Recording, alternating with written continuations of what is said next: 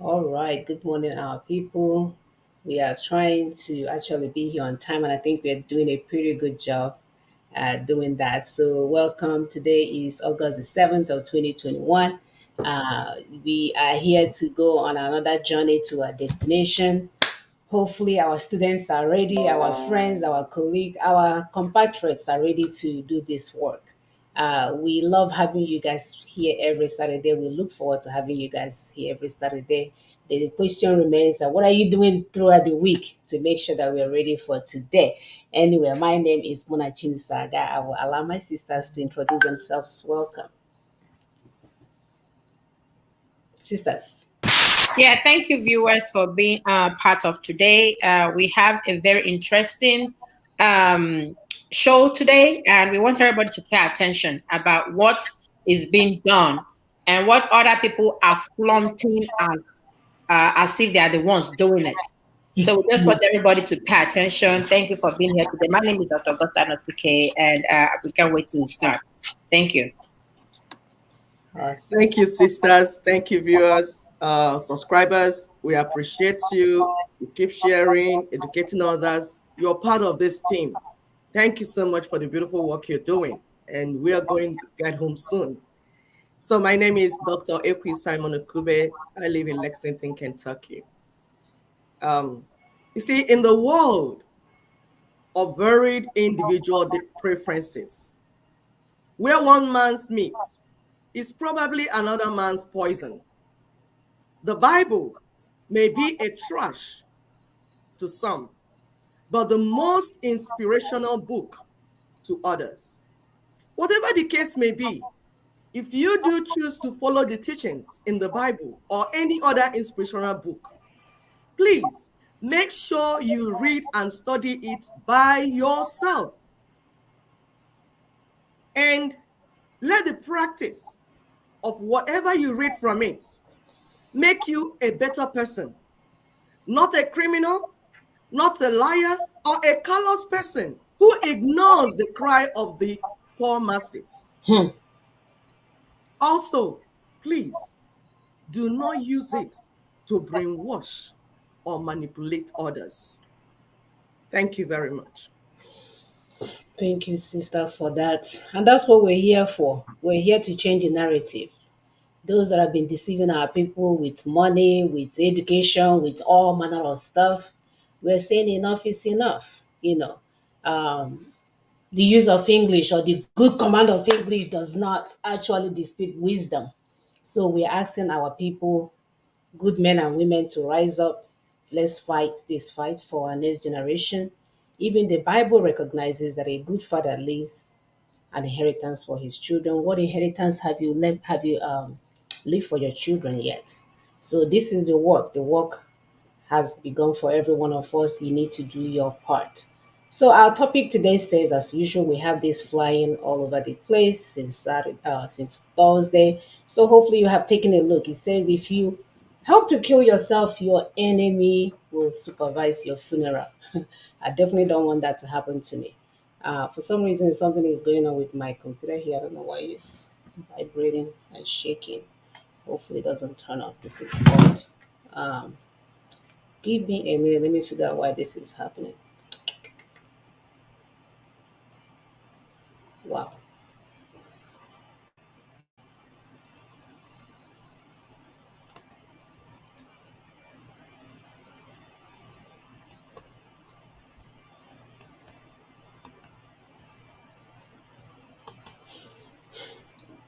Every day we get an evidence as to why we are doing what we are doing. I'm telling you, every time we have good stuff to do, the devil will come out swinging. As I was speaking to you, my computer was going on and off, on and off, on and off. It has never happened before. But anyway, we are here to do the work. Like I said earlier, our topic today is that if you help to kill yourself, your enemy will supervise your funeral.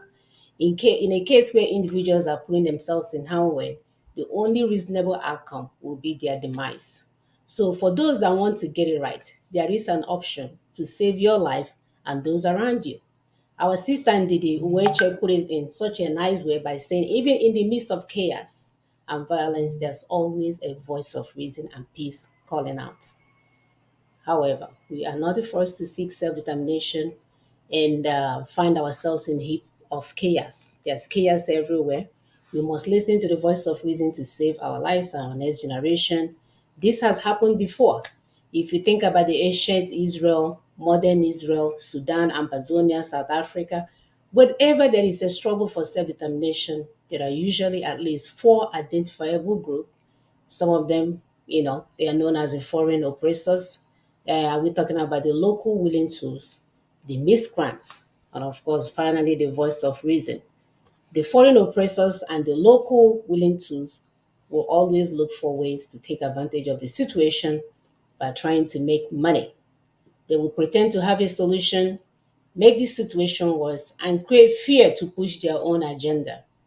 They will always lead the misguided, uninformed miscreants into crime, war, and anarchy, and turn around and gain from the situation by selling guns and bullets and offering fruitless legal advice while the people perish.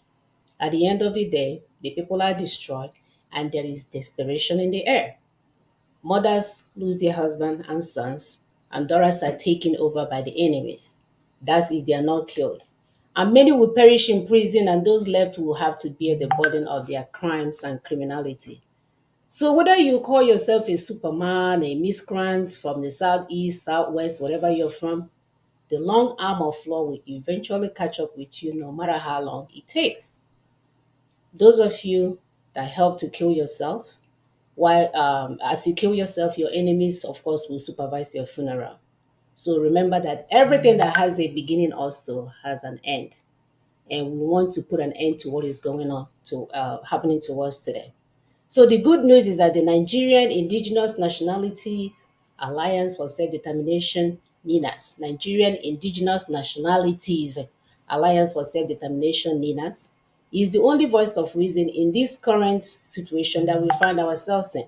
And right now, they are offering a truce to the misguided youth in Igbo land and South South before it is too late.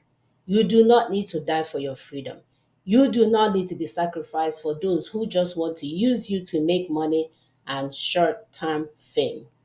So today, we'll be looking at the event that led to the U.S. lawmakers' bipartisan hold on the proposed sale of attack helicopter worth billions to Nigeria amid human rights concerns and accusation of state-sponsored terrorism. So I'm going to start off today's show by playing this video. So Augusta, go ahead.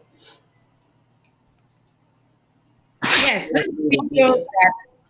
this video that Sister Mona is about to play is another attempt by the IPOB Nnamdi Kano to take credit of the work that LNC Minas has been doing for years. And they are using this in order to dupe our people to continue to pay into their private accounts. We've been telling our people that these guys are just there for the money. They're not there for your freedom. So you all need to be careful about that. So this is what they are using to continue to, get sympathy of our people so that our people would continue to pay into their account.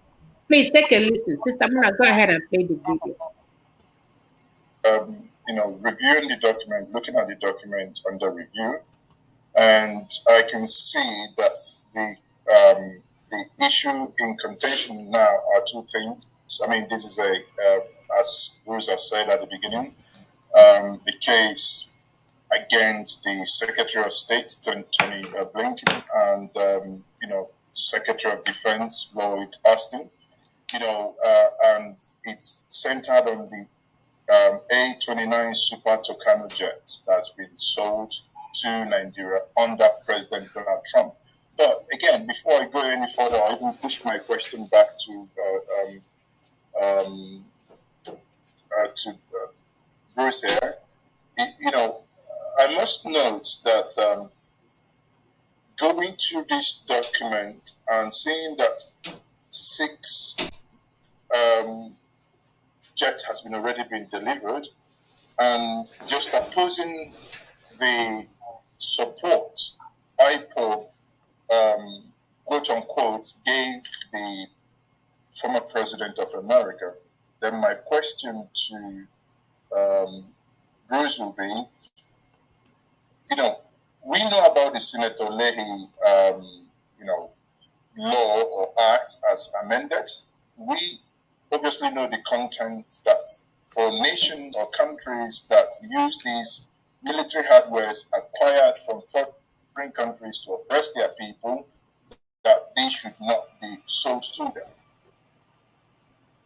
Now, could you tell us at the point where these discussions happened under President Donald Trump and these equipments, agreement was reached, was it that IPOB at that point did not reach you as their legal counsel in order to obviously advise to say at that point it's better for this deal not to go into negotiations at all?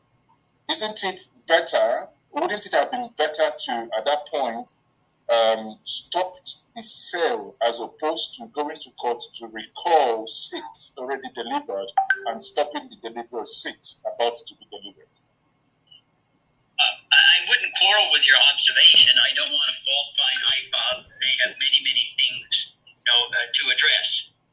When you're the subject of genocide, your concentration can be divided.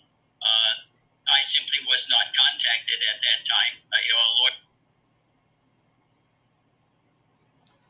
Uh-oh. What is going on?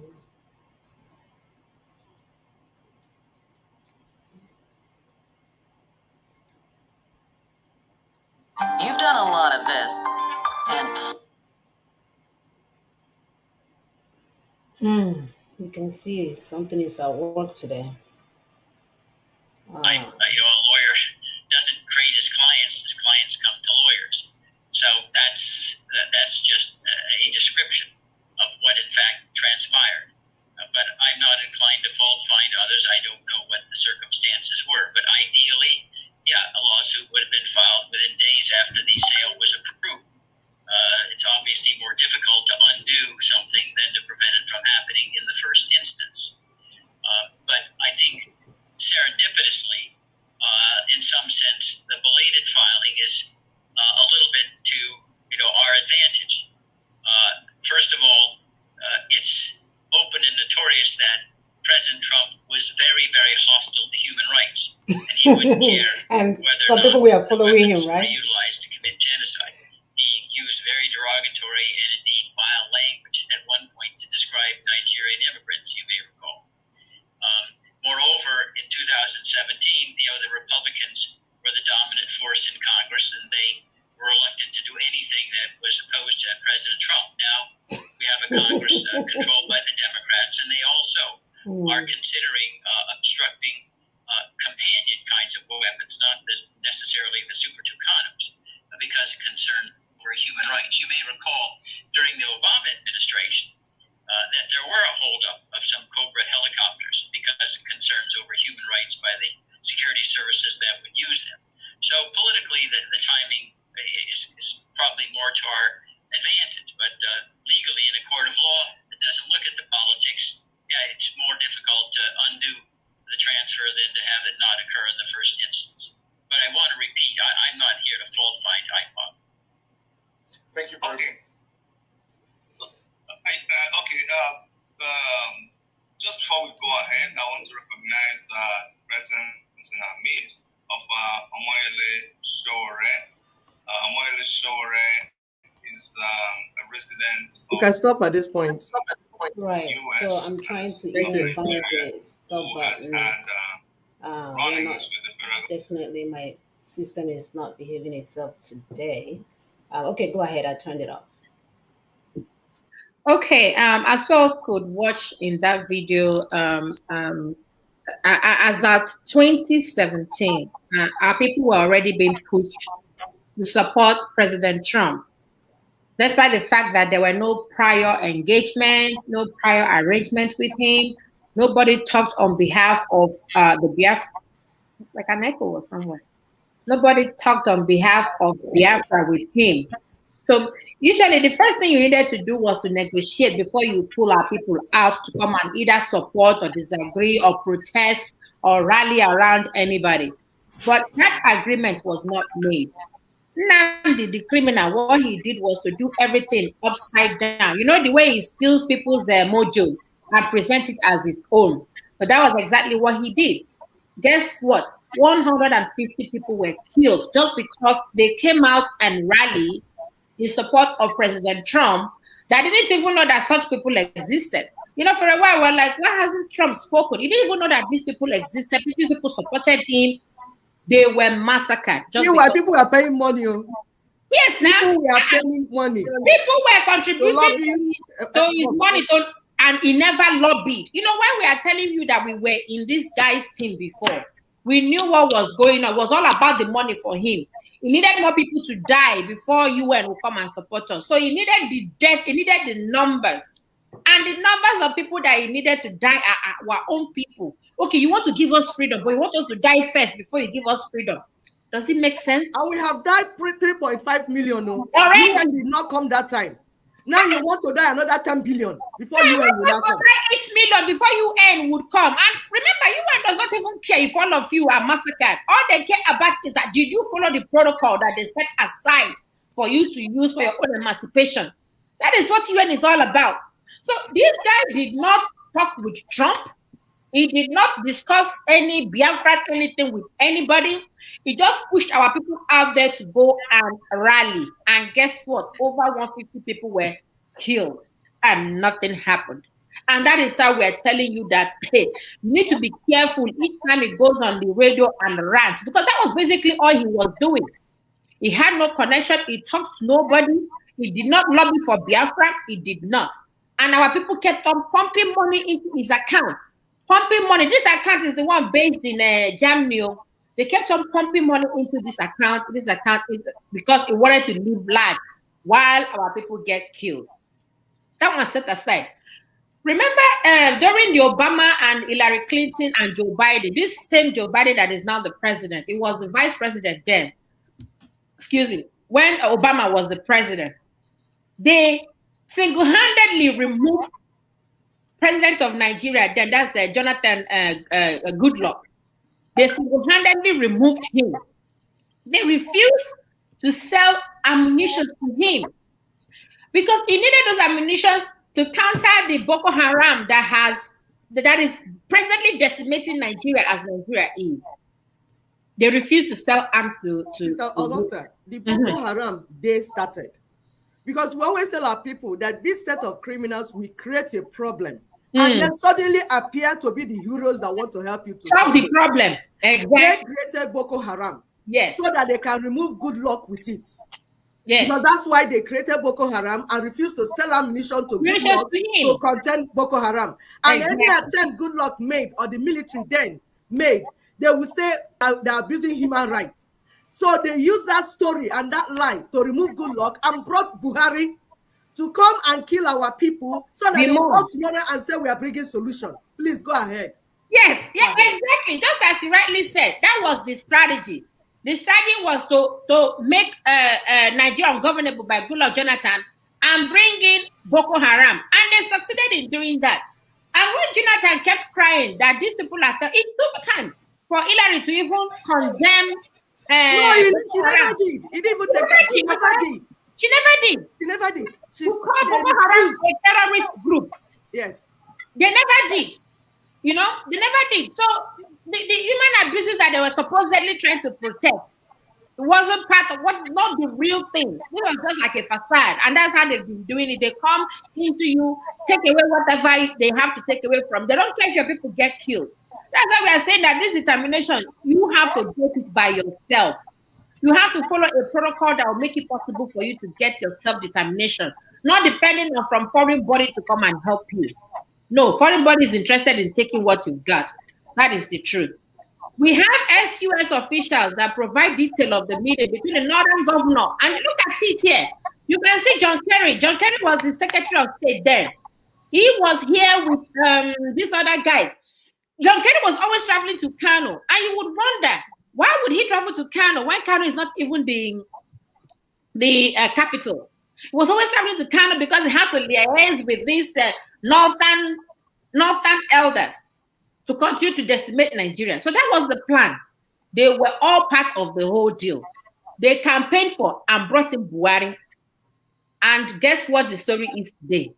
It's not funny. Buhari, a dictator that they knew from time. When Buhari came in 1982 or 83, they knew he was a dictator. Buhari doesn't have brain. Yet they brought him in the 21st century to come and rule the largest black nation in the world. It does not make sense. Now, when Trump now came in, it was logical for him to sell the ammunition because already the ammunition was signed, he was already being prepared and all that. Then along the line, through the effort of the evangelicals, sometimes we say that there are, in everything, we have some people that still have conscience. We have some people that will come back and say, you know what, there's something fundamentally wrong with what is going on. So we had the US evangelicals, they teamed up with the LNC and, coalition partner, and they came together. Trump realized that the killing had a pattern, that it was actually the Christians that were being killed. Remember when Buhari was invited over by Trump? He came to the United States. Our people, you see, when we tell you that Nnamdi is working against us, you guys don't want to believe. While Buhari was coming in as the Nigerian president, Nnamdi was telling us that Buhari is dead. And a lot of us were believing his nonsense that Buhari had died. Yet Buhari came into America. And guess what? For you to even pass the protocol, for you to even pass through to the gate, they will do some kind of vetting. They will do some kind of biostatistical data. They will do a lot of stuff to make sure that you are the person coming in to see the president. So while Buhari was in the White House, Nnamdi was telling us that Buhari has died. He even said that we should go and get the DNA, that, it's no longer Buhari, it's Jubri. You remember all that confusion this guy was setting up that time. And a lot of us were going gaga that is Jubri from Sudani. Meanwhile, it was Buhari that came in. After they had done the deal, remember that Donald Trump told Buhari that, asked him, why are you killing the Christians? Because he saw the pattern that the killing, that somehow it is, being arranged. He said, you are killing the Christians. He told Buhari later confessed it later, that Trump asked him that, why are you killing the Christians? But guess what? We were so engrossed in the fact that guy is actually Jibril from Sudan and not Buhari. So while Trump was engaging Buhari, Nnamdi was telling us that it was Jibril. I said that already. That we should go to the White House and get his DNA. You understand? So the effort that is being made, there is no lobbying. We keep telling you this guy has not met with anybody. He goes to the White House just like every other person. I've been to the White House myself. You can take picture in the front porch, whatever. You can walk in, just take picture. You go to the congressional building. You can take picture anywhere in the congressional building. I've been there myself. So the fact that Nnamdi did not even, the lobby that he's talking about now, he never lobbied for Biafra that we're talking about. And he kept pushing our people. He's saying that he's lobbying to raise money, but the fact is that he's pushing our people to their early graves. And we're saying that enough of that propaganda, because that is basically what he is doing with his radio. Sister, can you continue?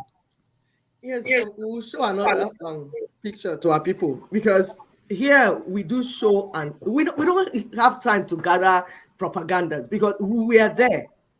We were there. We were in ESCO then. We are not floor members. We were there pushing for lobbying, trying to gather money to go for lobbying. We were sending about $10,000 every month from US then to Germany.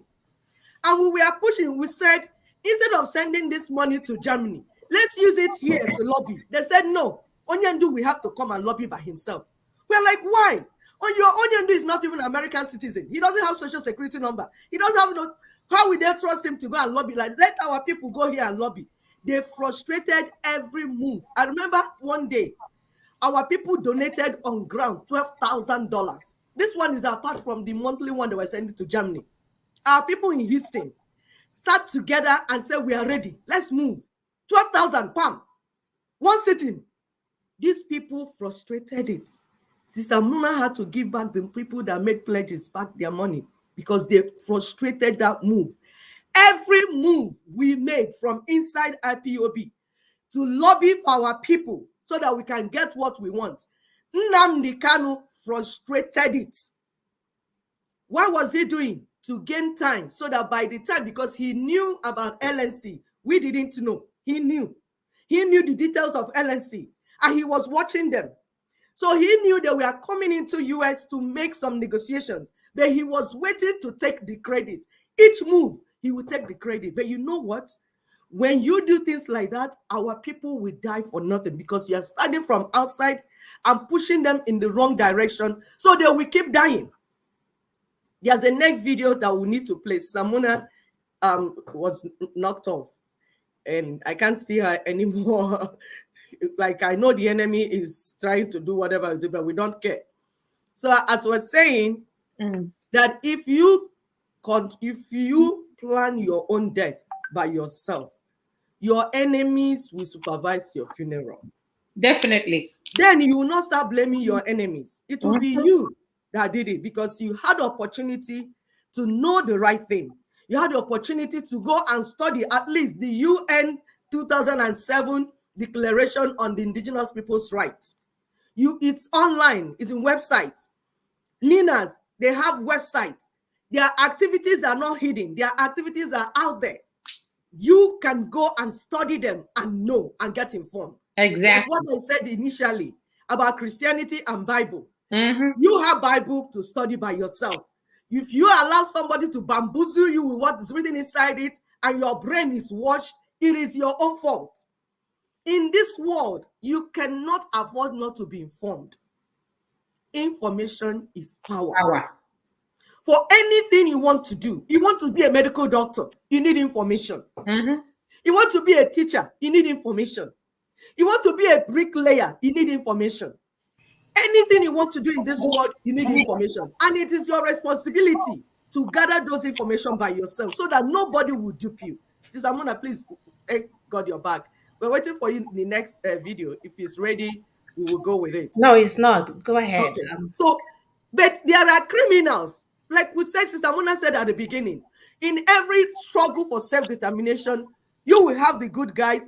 You will always have miscreants. It happened in Sudan. It happened in South Africa. It happened in Amazonia. It happened all over Israel, all Israel, present Israel.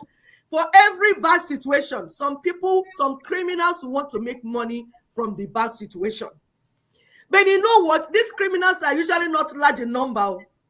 The good voices are usually more. It's just that the good voices keep quiet and refuse to do what they're supposed to do. So empty barrel make the loudest noise. Yes. So the criminals will just step in and start making all the noise. Oh, noise, propaganda, lies everywhere. Criminals know how to make noise because empty barrels make loudest noise. So if you're waiting for us to start making noise like the criminals, you're wasting your time because we have work to do. What we come here to do every Saturday is to give you details of what has been done, where we are, and what is remaining. It is your responsibility to share it and tell others. But if you want us to start making noise like criminals, we don't have that time because we have time to do the good job. The people that are making noise on Facebook every day, they're on Facebook because they have nothing else to do. Because if you have meetings to attend, because remember that the self-determination is not done on social media.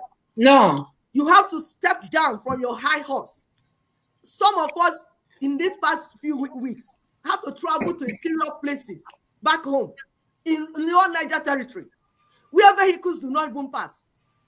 Where if you see, like I was telling somebody, I said the information we're getting, the type of thing I was hearing is like something we hear in when they tell us Akukifo.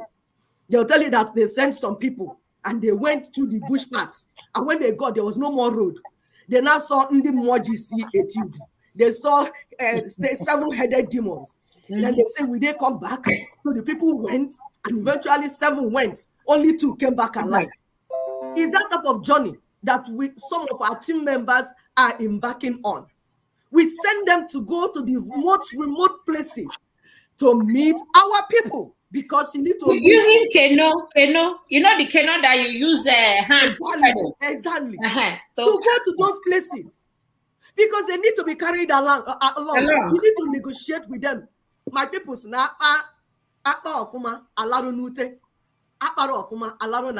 if you have a proper discussion, you will be on the bed and everything will be going well. But if you don't have a proper discussion, some people find themselves on the floor.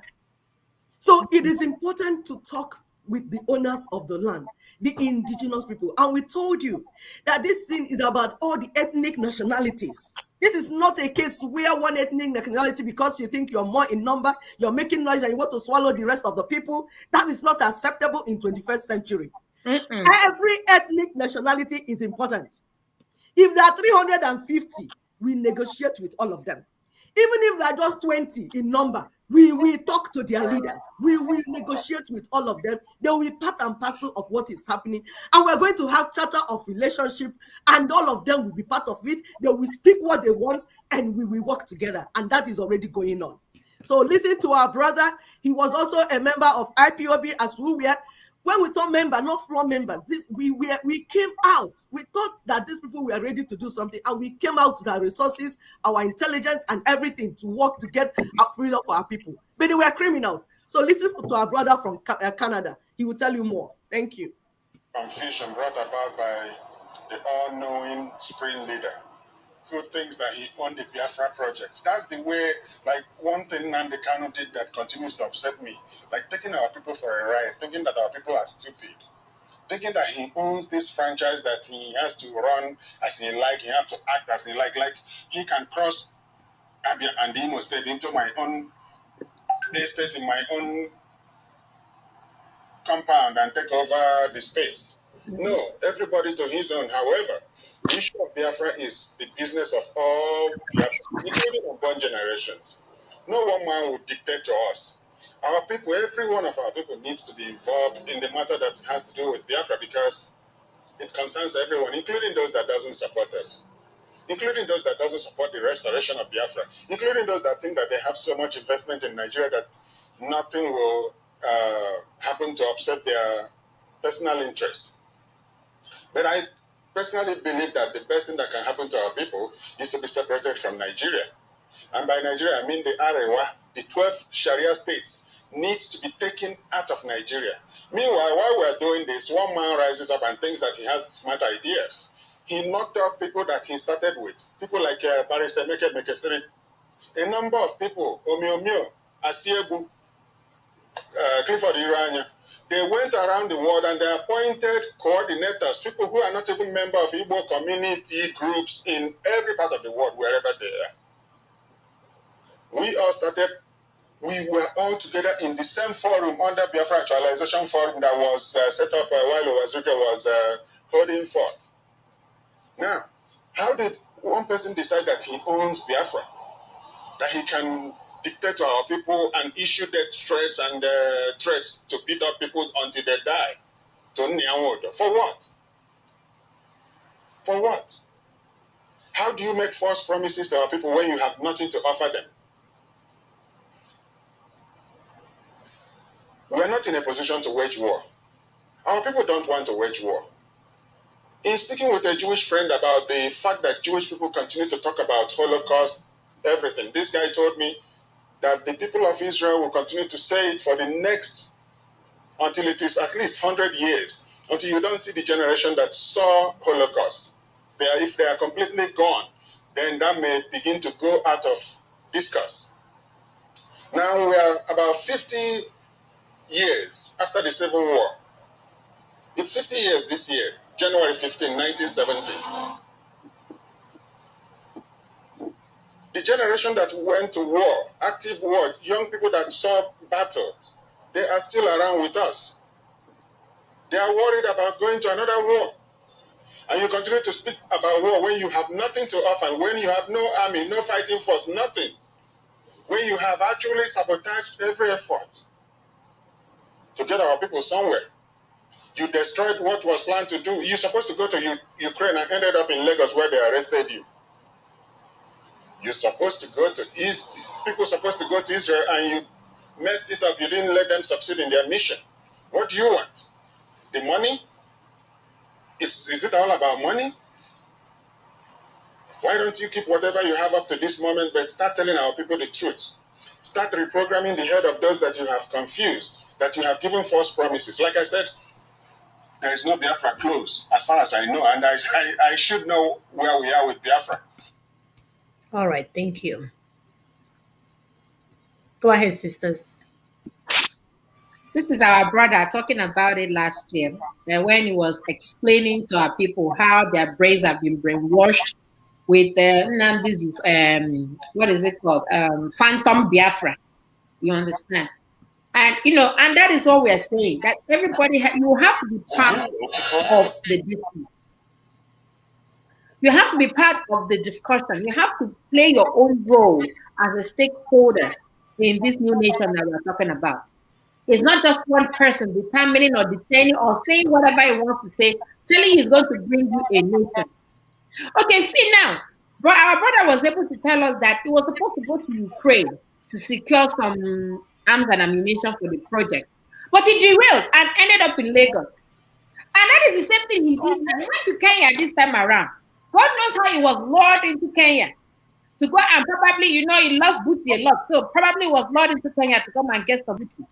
And that's why he went to Kenya. If people did not even know that he went to Kenya, he was there for 8 years. They beat him and other things. People did not know. And that person wants to get me a nation? Does it even make sense? He wants to get me a nation. He wants to get me a nation. It doesn't make sense.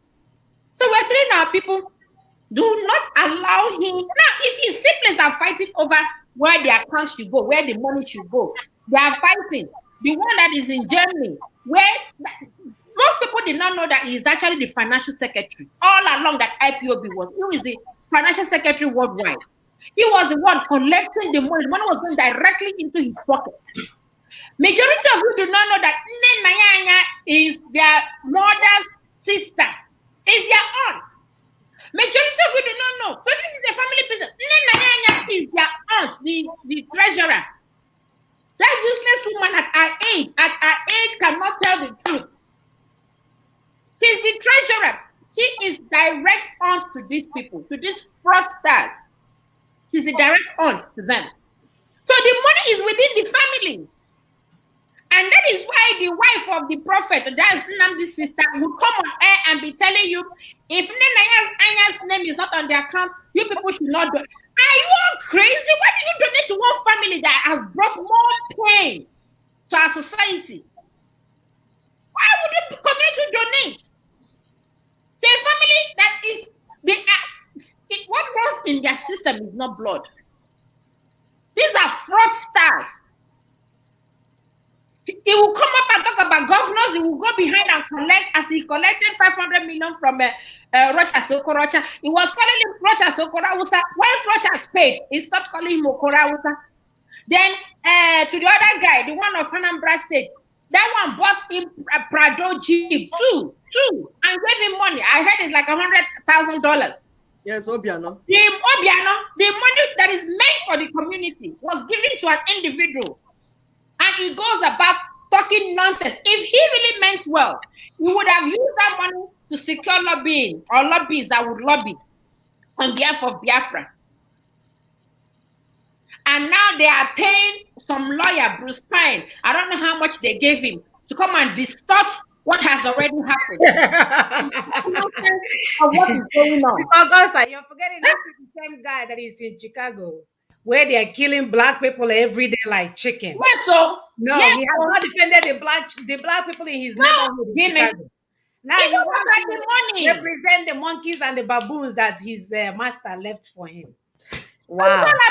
It's all about money making. You know what they gave him to come and he's now trying to sue United States for not delivering or delivering. And I like the way Njenje guy asked him, he said, why didn't you do it that time that Donald Trump was signing that? Why didn't you sue him that time? And you heard his defense. He said, I will not hold him for IPOB. I wasn't contacted then. Of course, he was contacted, but the bill was $1 million as of that time. It was $1 million as of that time. And we suggested to these bingos, we said, okay, if Bruce Fein is charging us $1 million as of that time, let's start keeping the $10,000 that we send to Germany every month. That in 12 months, we were able to get enough money to push our case. But you know what? They didn't. It is not about the freedom of our people. It's about And this is what we are telling our people. That if you help them to kill you, your enemy will supervise your funeral. But you know what? They won't even supervise it though. You see, governor of Imo State, what he did was to dig a hole and pour all the dead bodies there. A guy actually saw his best friend as a cadaver in their anatomy class. Can you see? So for you that is even thinking they will do funeral for you, Mbakwa, they're going to pack you like sardine and put you dig one hole. That is all that is all about. So we are telling our people, be careful. Don't get carried away. Don't get emotional. These guys are not ready to give you freedom. They are not. That freedom, you would have to get it yourself. All you need to do is to tap into what LSC is doing legally. The legal process, the protocol, it's been set aside. The protocol is there. Read. And people don't want to read. They just want somebody that will come and be saying hello him. Don't allow anybody hello him you anywhere. But you know what, Sis Augusta, this time around, the trouble is that the trouble Nnamdi Kanu and those supporting him, including the foreign paid and unpaid ignorant lawyers, they have no idea the type of trouble they have entered into this time around. It's no more business as usual. Okay, this is what you mentioned about the anatomy class, because I mean that country is a failed state, like we keep telling people. Nigeria is a rogue state, is a failed state. Anything goes, anything happens. So they will carry your body and give them to do anatomy. So that's what it will be.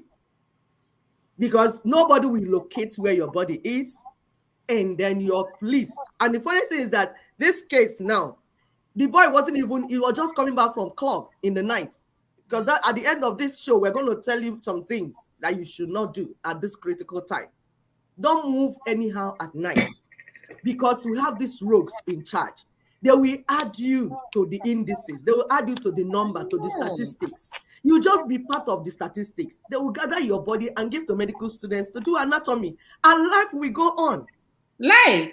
So as we're saying, the trouble that Nnamdi Kanu and those supporting him, both local and foreign lawyers, the issue is that they don't understand the type of trouble they have entered this time around. They think it's still about freedom fighting. Yeah, but they will learn in a hard way, because where they've entered now, where that's now, it's not like 2015. But 2015, he dragged you people into this trouble. Everybody rallied around and helped him and freed him. You're still showing them where they are dumping the dead ones. Those that, see that these are not firewood, these are human beings.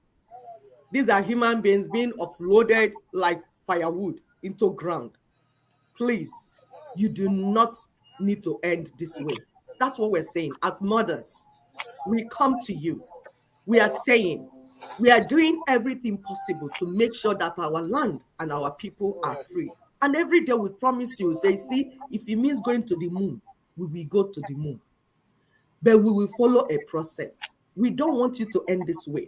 We don't want you to be a firewood. We don't want you to be manure. Anyhow, you have a destiny.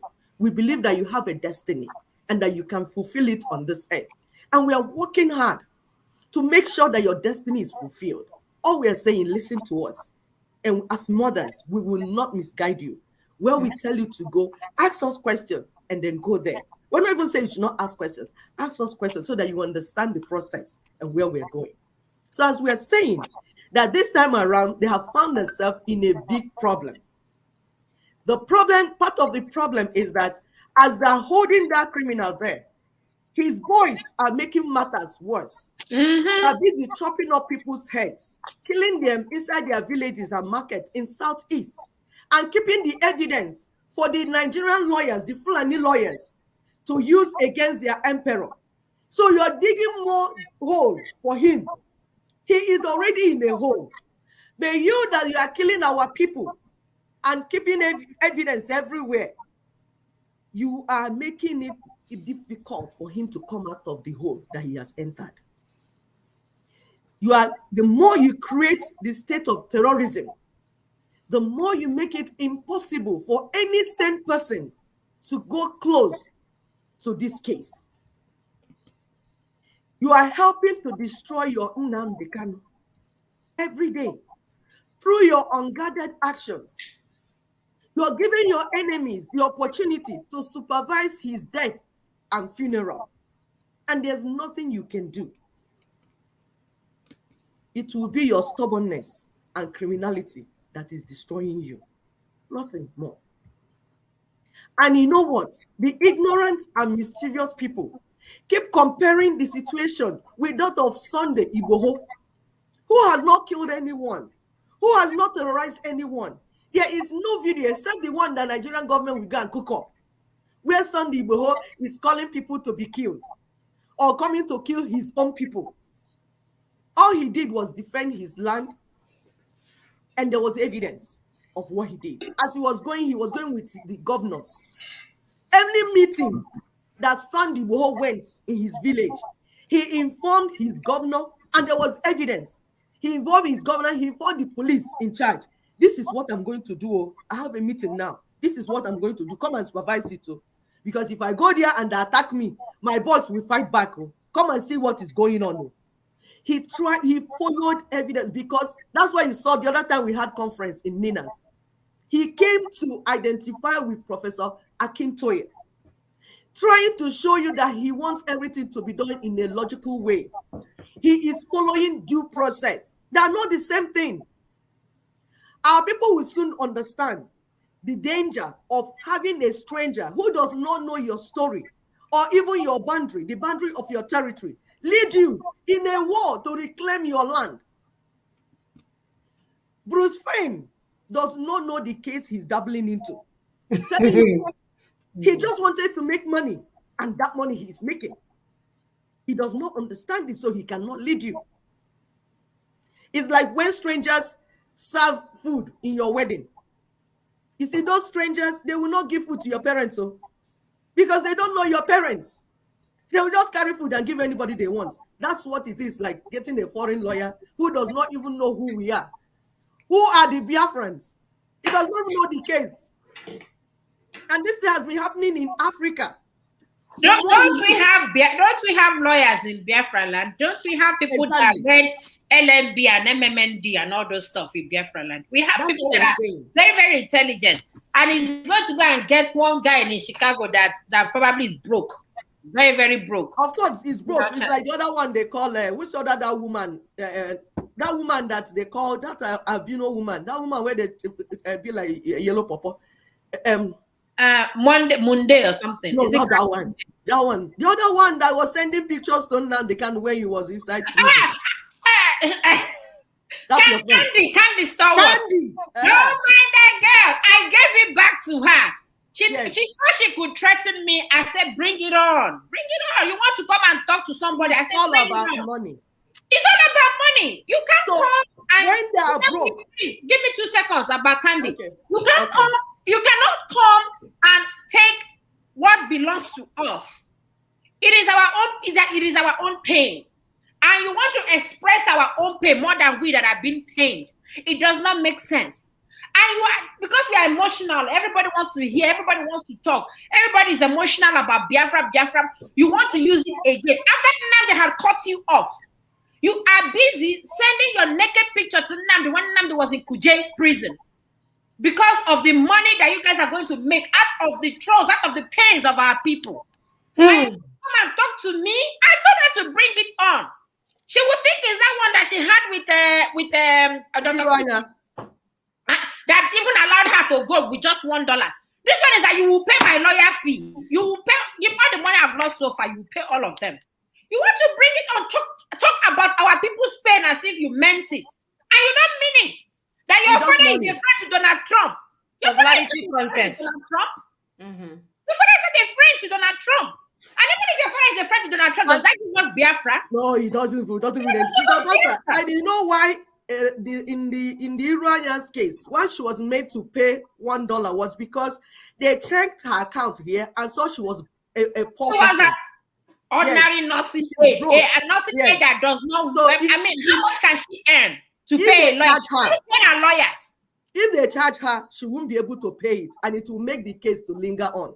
So that's why it was the legal counsel that they told Iranians, okay, let's just make her pay the $1 that she can afford. That's to tell you how poor she is. What? I mean, And my people are following all these people. We are telling you people that this is the case in Africa. The case of Africa, they have made it to be like the more you look, the less you see, as if it cannot be solved. It can be solved. They will keep helping the spirits to kill at night and then join the human beings during the day for the funeral. And it's as if we can solve our own problem. This type of thing they do, the politics they play, trying to make money from our people, these foreigners play, jeopardize our freedom each time. And this is why we're telling our people, because some people are here making comments, concentrate on your own. We're saying that the work we are doing, this type of criminals that you people are involving yourself, complicates the work we are trying to do. That is our point. This president will say one thing and go. Another president will come next and say, oh, let me play. Sister, you want me to play that video of that guy that actually, because they only believe white people when they talk to them. Yes. So we have a video of this guy here. He's an American economics, Jeffrey Sack. He will tell you how this whole thing has been implanted by the so-called, we call them external colonizers. Yes. If you think it's gonna get better, they will start war, sell them ammunition, kill you. When you die enough, they come out as Jesus to come and save you once again after they steal from you. So listen to one of their own exactly explaining what is going on until we collectively come together and understand that our help does not lie in these people. Our help does not lie in these foreign invaders. That we, the people, will have to do this so that nobody will go and deceive you and say, vote for this person, follow this person, do for this person. You have not done any of your research. At the end of the day, their lawyer will say it was the same president that the sole leader was telling you to follow now is the one against you. How would you hire a lawyer that is against the one that your so-called leader is telling you to follow? Does that even, look at the madness, does that even make sense? Does that even make sense? They are not following any process. It's when they sleep and wake up, anything that comes to their head, they'll scratch it and do it. They have not following it. They are criminals. That's why criminals will meet criminals and they will plan together and go together. No process. Today you do one. Tomorrow you do the one that is opposite the one that you did yesterday. Installed another dictatorship for the next 30 years. The CIA assassinated your first popular leader, Mr. Lumumba, and then installed another dictatorship for the next 30 years. And then Glencore and others now suck out your cobalt without giving you tax income. We don't reflect on that. We say, what's wrong with you? Why don't you govern properly? It's interesting, we heard from the minister of DRC, what's wrong with your country? Well, we don't even start by saying the King of Belgium created a slave colony for 30 years. The government of Belgium ran the slave colony for another 40 years. Tell them, brother, go on. The CIA assassinated your first popular leader, Mr. Lumumba, and then installed another dictatorship for the next 30 years. And then Glencore and others now suck out your cobalt without giving you tax income. We don't reflect on that. We say, what's wrong with you? Why don't you govern properly? And so we have. And so the story goes and goes on and on and on. It's the same group of people, the same group of external colonizers running around selling us the narrative that we want to hear. They will tell us that we have a democracy when we have terrorists in charge. They will play with our president, take out the one, add another one, fail to sell ammunition. It's just a game, y'all. Until you guys begin to say, what's going on? Take your foreign brain and your westernized way and all this stuff and put your hands away from where our businesses are. Until we begin to speak in one voice, until we understand what is the underlying issue, what the underlying issues are. Until we begin to put these things up in the front, follow up the program. Because right now, the only thing that will get us out of where we find ourselves in is for us to follow this NINA's process, because it meets their standards. It's the only thing that will say, it's enough. We don't want any more. east or whatever, go your way. This block, go your way. If you're waiting for these people, they will sell their coal back. They will kill another president, put another dictator. They will tell you how to live. They will be the first one to go on air and tell you how you're the shithole country. They will be the one on air that will say that you can't help yourself. They will be the one on air, like this guy said in his talk, that they will go and borrow billions, and Africans are not able to borrow anything. When they have their G20, the 21 is missing, which is the African countries. Nobody asks them on. You will continue to be neglected where decisions are being made. This is Amuna, because ignorant people keep wanting to represent us. People that have no business going close to our issues. They want to represent us. Like what is going on now? Everyone wants to go to UN. Everyone wants to go to US. Whether they know what is happening, whether they understand what is happening or not, they will form their own little group, get one ignorant person to lead them, and they go to UN. Go there to do what? You cannot keep bringing your false, ignorant mind to go and do things that those people will just use you and make money. That's all. Even when there was Biafra War, they used it to win election in US, 1967. That genocide was used to campaign for election in US, and they won. Did it stop 3.5 million people from dying? No. Did they come to help? No. Did it stop 2 million children from being starved to death? No. Because you are not following protocol. You do not understand the situation. You keep bringing people that do not understand what the matter is to go and represent you. It's all about money making from the dying people. That's all they're doing. And we continue to tell you the truth here. Our people need to begin to trust themselves. We need to begin to get capable hands to represent us. Stop sending Oyibos to speak for you just because they are Oyibo. They will use you and make money, and nothing will happen. They even want Nigeria to continue to exist, because Nigeria is like an open market where you can come from any part of the country as long as you have the right color skin, steal whatever you want. Nobody, it's a sovereign country. The presidents and the governors are allowing you to steal it. Nobody is questioning. Why would they want it to end? It's beneficial to them for Nigeria to continue to exist, because they can they do what they did in Nigeria in China? No. Can they do that? So as long as there's a country called Nigeria, the Westerners will continue to benefit and will be running in circles, speaking in grammar, speaking English. Some people, when they finish writing, even your dictionary will not help you out. I'm not kidding. Even Queen Elizabeth will be shocked when she sees the write-up. And they will use this thing to continue to deceive our people, speaking big grammar. The same thing that is happening. The world runs in circle. Everybody will come. Chinese people will come and steal. Indian people are working in the villages in Obo, buying lands. I even heard they're buying body parts now. Nobody there to stop them. India took over the medical situation in Nigeria. Now, if you have any small surgery, I'll tell you a story. My sister went the other day to just get checked up. She's been having some issues, simple issue that I told her what it is. She just wanted to go and see. My dear, hey, when you have 4 bottles of antacid, she didn't go there with any GI complaints. So we started questioning the doctor. He said, because she's trying to give her, she has a mild UTI. For one thing, they didn't even ask her to wipe. For here, you have to wipe very clean before you give your urine sample, because just whatever that is there will give you a mild UTI. None of that was done. They gave her antibiotics and gave her like 4 bottles of antacid and said the antibiotics will cause her to have acid. Duh. Whoa. Which antibiotics are you giving her that will cause her to have acid? Samuna, they remind me of somebody that set up, one Indian that set up hospital in Abuja area. And he was an unqualified nurse. They are in Abuja. Yes, he was an unqualified nurse.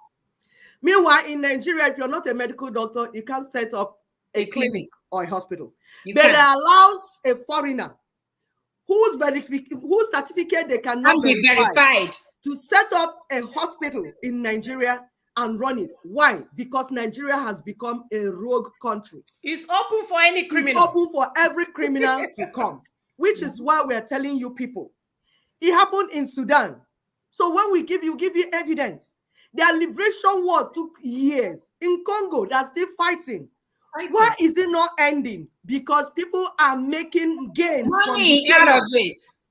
People are making gain from the chaos, and you are the one enabling them for not being informed.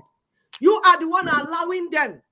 When they come, they will not provide a local solution to a local problem. They will impose their own solution, which will not help you. Somebody is telling you he wants to bring Biafra referendum. How will he precipitate the referendum? Okay. What is the plan? What is even the territory of Biafra that he's talking about? Oh. Where is the map? Because if you honestly go to UN to engage UN, the first thing that we ask you is where is the map of the territory that you're talking about? And the people you're working with, have they agreed together? The people living in that territory, the indigenous people living in that territory, have they agreed together? Like in our own case, somebody came, Buhari told you that he has made you into a dot, that you are a dot nation. I thought the first question people will ask is, how do we come out of this dot nation first? Because obviously you can see that what he said is true, because they circled you around and closed up your seaports, closed up your airport, closed up everything, made you into a dot. The first thing you will ask is, how do I bring out myself from this dot? By talking to my neighbors so that we negotiate and have an alliance. No, you want to go and get a foreign lawyer that says he will bring you Biafra referendum. Is it from his armpit or from his mouth? Is it inside his teeth? He's going to pull it out. We entered a dot. Anyway, this same Bruce Fine is saying that he's going to go to Nigeria to go and do some fighting and all that. And guess what? The MUMUs that we have in IPOB will follow him. They will get arrested. Bruce Fine, as an American, America will come and pick him out. If anything happens to him, America is ready to wage war because of that Bruce Fine. Even though I didn't tell them what he's going there to do. You understand? Yeah. If anything happens, America will come and pick him up. Then you, the MUMUs that decided to follow, you guys will be like that thing that were the log of wood. That these are human beings that look like log of wood that Obia is. What is some people don't even know their children are in there. They haven't even. Oh my! People don't even know. And that was why that guy was surprised when he found his friend as a cadaver on his table. Some people don't even know that they've lost friends and relations or relatives. And we're telling you people that Bruce Fine is not doing it. That guy just wants to get paid. He just wants to get paid. That's it. And at whose expense? Your own expense. So if you like, continue to applaud this rogue franchise. And the rogue franchise, I've told you that is a family business. You saw the brother and sister fighting that the money will remain in their family. It will remain within their aunts. That's the woman that collects all the money everywhere. The one that comes from Nigeria, the one that comes from the world, goes into that her private account. They are telling you that anything that does not have a name, do not pay in them. And the DOS, head of the DOS, his name is Edozem or whatever, is now he's saying a different thing. He's telling you that he is still the head. So there's confusion in La La Land. It's all about lies. It's all about the money. Propaganda, the money. The more lies they tell you, the more deceived you are, the more money you bring and give to them. The more you can write your paycheck to them. Exactly. And they're not doing nothing. So as we were saying, somebody that wants to pull out Biafra from the forest or from his armpits. Right here, baby. It's right here. Biafra he said, how are you going to do it? Have you spoken to the rest of Nigerians? The Nigerians that are part of that place, there's a nation, there's a sovereign state. What have you done with the rest of the southern people? Like we show you this map all the time.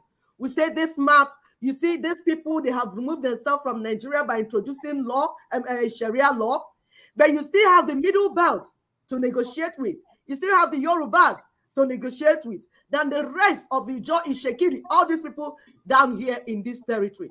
That's why this alliance was formed. That's how they do things. No, you don't want to do that. You don't want to go and talk to the rest of the people because we tell you that Nigeria is a prison. You need to break the jail first. There will be a jail break then you can bring out anybody that you want to bring out. No, you want to go to evil forest and bring Biafra. We say with what? With who? How? What is your plan? What is the magic you want to do? Which law are you calling on? What are you doing? How can you finish a case in America and you impose it on Buhari? Buhari that has not respected any law in his own land. How do you want to do this magic? The more you are interested in making all these people, what they are interested in is politics, in making their political party look good, as long as the problem lasts. They will make money from your problem. They will win election from your problem.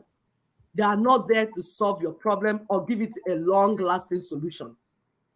All these are delay tactics to wait for Ninas and LNC to finish the good work they are doing and come out to claim the credit. But you know what? Each time they do this thing, they rope themselves and their Nnamdi Kanu into more criminality because it does not hide. These things we are saying, if you look, you will see it by yourself. They are not hidden.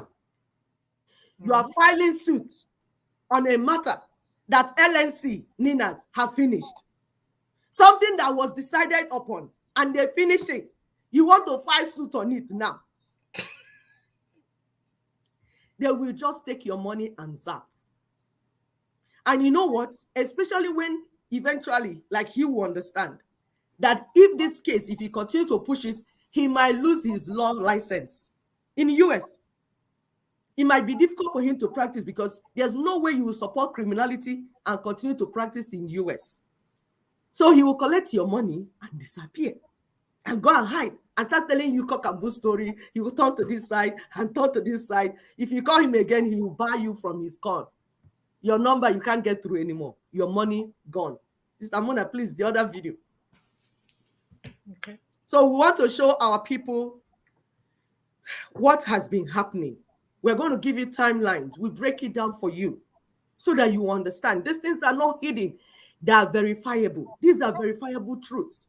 You can go to these places, these names we are calling, go and call them on phone, find out what was done. The day the meeting was done, we have video evidences, we have pictures, we have everything. You can verify this if you want. But if you don't want to, we will continue to go ahead. We are not begging you. You only become firewood that they will bury. That's all. Please go ahead.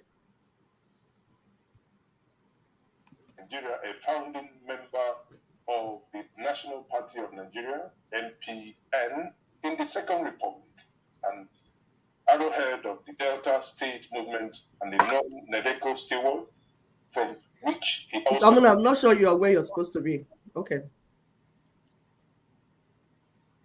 In Whitehall, and moved on to other roles in engaging the difficult political developments of Nigeria.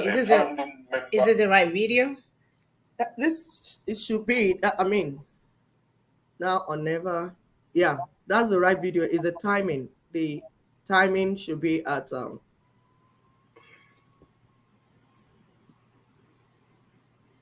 because we want to show our people just a clip of what is going on and what Ninas have been achieving. That there, we have been saying it in this video all the time. We'll show you all the time. You can go and look for them. We are starting from 1:31 second. I know I'm having problems like clicking that particular. Oh, okay. Even if it's close by, it's fine. So we have more evidence. We have more videos and all that. We're just showing you a clip and we'll tell you more. It did not start now. It's a long time journey. So when we tell you that this program is 20 years, it's been part of it. We are negotiating and talking to all the people. There's what you call international imperatives. We gave you 8 strategies, 8-point strategy. The document is available, is in Nina's website, is in LNC website, is something you can read by yourself. 8-point strategy. We broke it down for you one by one. And part of it is international imperative because you need to work with the stakeholders to understand the foreign stakeholders that are investing in your land. So you need to work with them. You need to work, you have intra-regional alliance, you have inter-regional alliance, all that needs to be done. And they took years and we have done them. There are 16 boxes. We have completed 13. We're on the 13 and on 14 and 15. Remaining one not touched yet. Are you ready, please? Yeah. Okay. Thank you.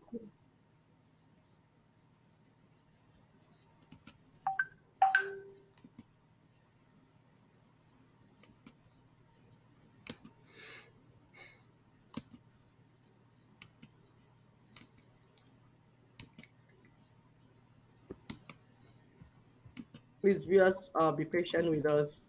We'll get the video. Engaging the difficult political developments of Nigeria, a founding member of the National Party of Nigeria, NP. Oh, wait a minute. Siseko, I think you meant 1 hour plus, right? Not 1 minute plus. That's why. Yeah, 1 hour, 1 point. Yeah. Okay. Towards the middle. Because I'm like, Towards the middle. To go. Okay. Oh, okay. It's 1 hour 31. Still continue. 31. Okay. Continue. I mean 31 or 32.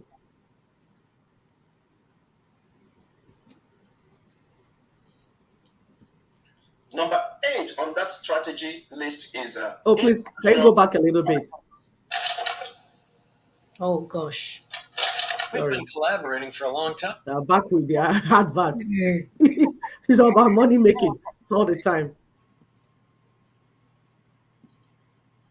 Yeah, even if it's a little bit before. Yeah, so that it starts. Now, again, I would want to use the opportunity to bring Mr. Johnny Nosike, who is the diaspora representative and also the co-moderator here of LNC within the various engagements within the United States of, within the U.S. government and stake of the diaspora in the liberation campaign. Now, Johnny Nosike, if there are other things you might want to tell us, and obviously we are, the time is really gone so fast. Oh, sorry again. Just did not want background noise in the thing in the program. Sorry about that. Chief Ibeneme, please, you're next as soon as I wrap up. Did I go too fast? Thank you. I think this video was not meant to be Thank you so very much, today. everyone. I don't know. At the time we started this journey to recover our sovereignty from our stolen sovereignty from the Nigerian state, Lower Niger Congress developed an 8-point strategy. Number 8 on that strategy list is international imperatives. What does that mean? It's a recognition that we are not alone, that we are part of an international community, that there are individuals, entities, and nations that have interests in our space, and vice versa.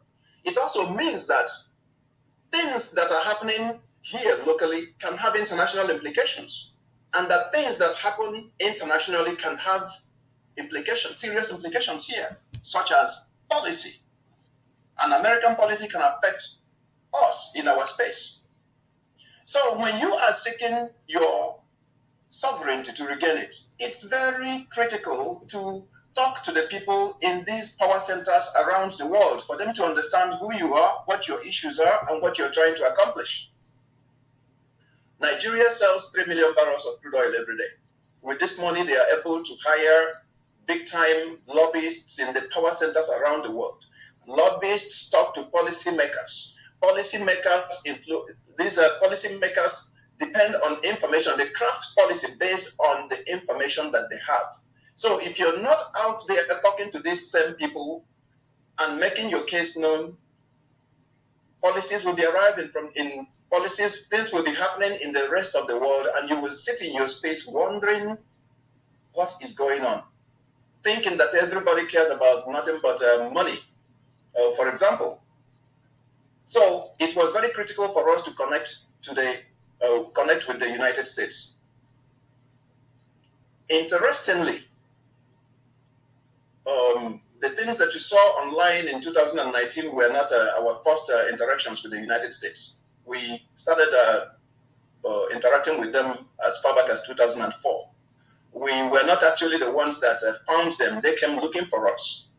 When the discussions were taking place regarding taking down the Constitution, American intelligence picked up that and they reached out to Anthony Nahoro.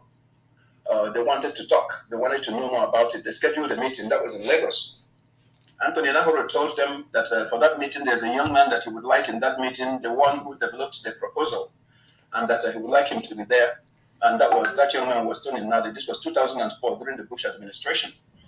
And so on that day, there were 6 Americans, including the consulate general, including a man by the name John Negroponte.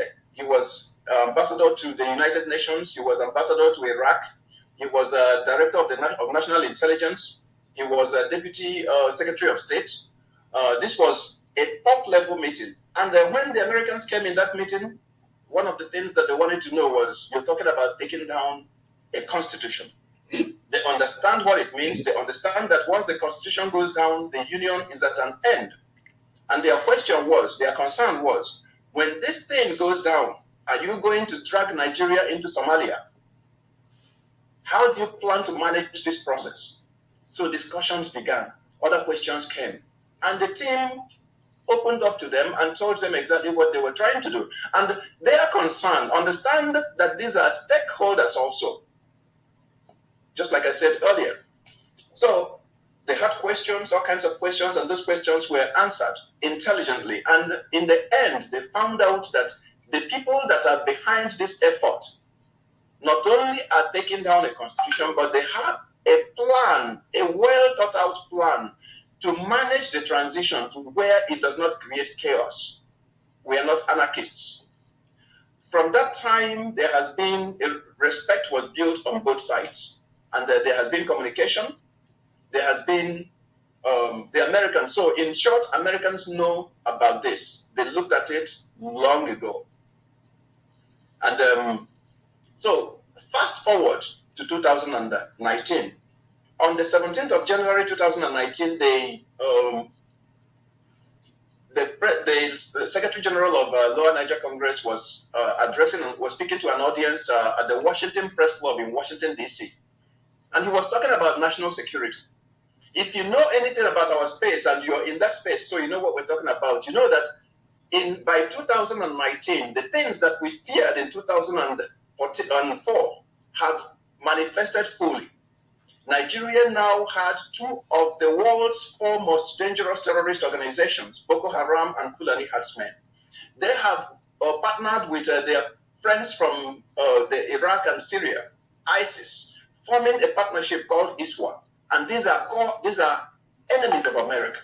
So we now have a mutual enemy. So the Americans, it was a national imperative, a security imperative of the United States to be concerned about this matter. So we, Lower Niger Congress, whispered to them in America. Tony spoke at that place and he talked about this incident, this situation, the nature and tactics of this enemy. And one of the men in the audience was a man by the name of Frank Gaffney. Frank Gaffney was, in fact, his organization was the one that organized this event, Save the Persecuted Christians. And another man that was there was Congressman Frank Wolf. He was a retired congressman. He was the one behind the Religious Freedom Act of the United States. Interestingly, Frank Gaffney was a president of a Washington think tank on national security called Center for Security Policy. Frank Gaffney also, he was the deputy defense secretary during the Reagan administration. This was somebody that was very close to the presidency. Actually, he was also the first choice of President Trump for national security advisor. After that, as soon as Mr. Nadi finished speaking, he went to him and said, the American people, I need to put you on radio. I want the American people to hear what you have just told us today.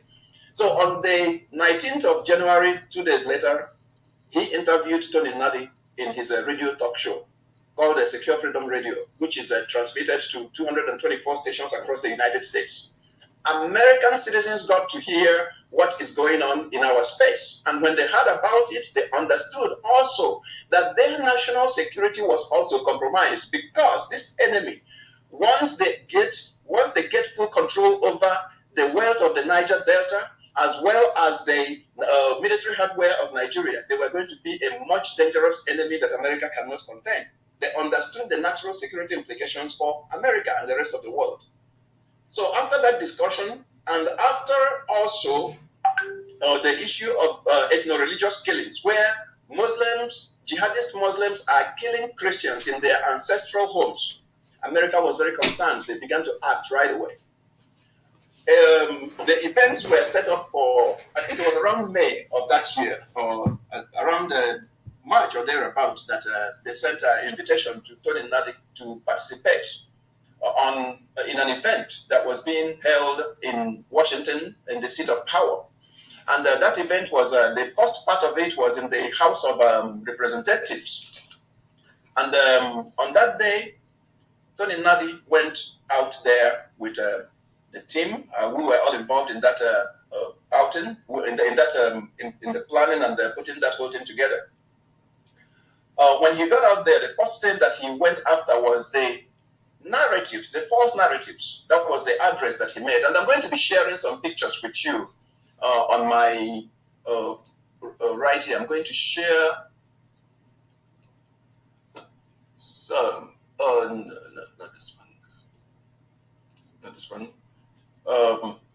So Mr. Nadi went over there and began to counter those false narratives that have been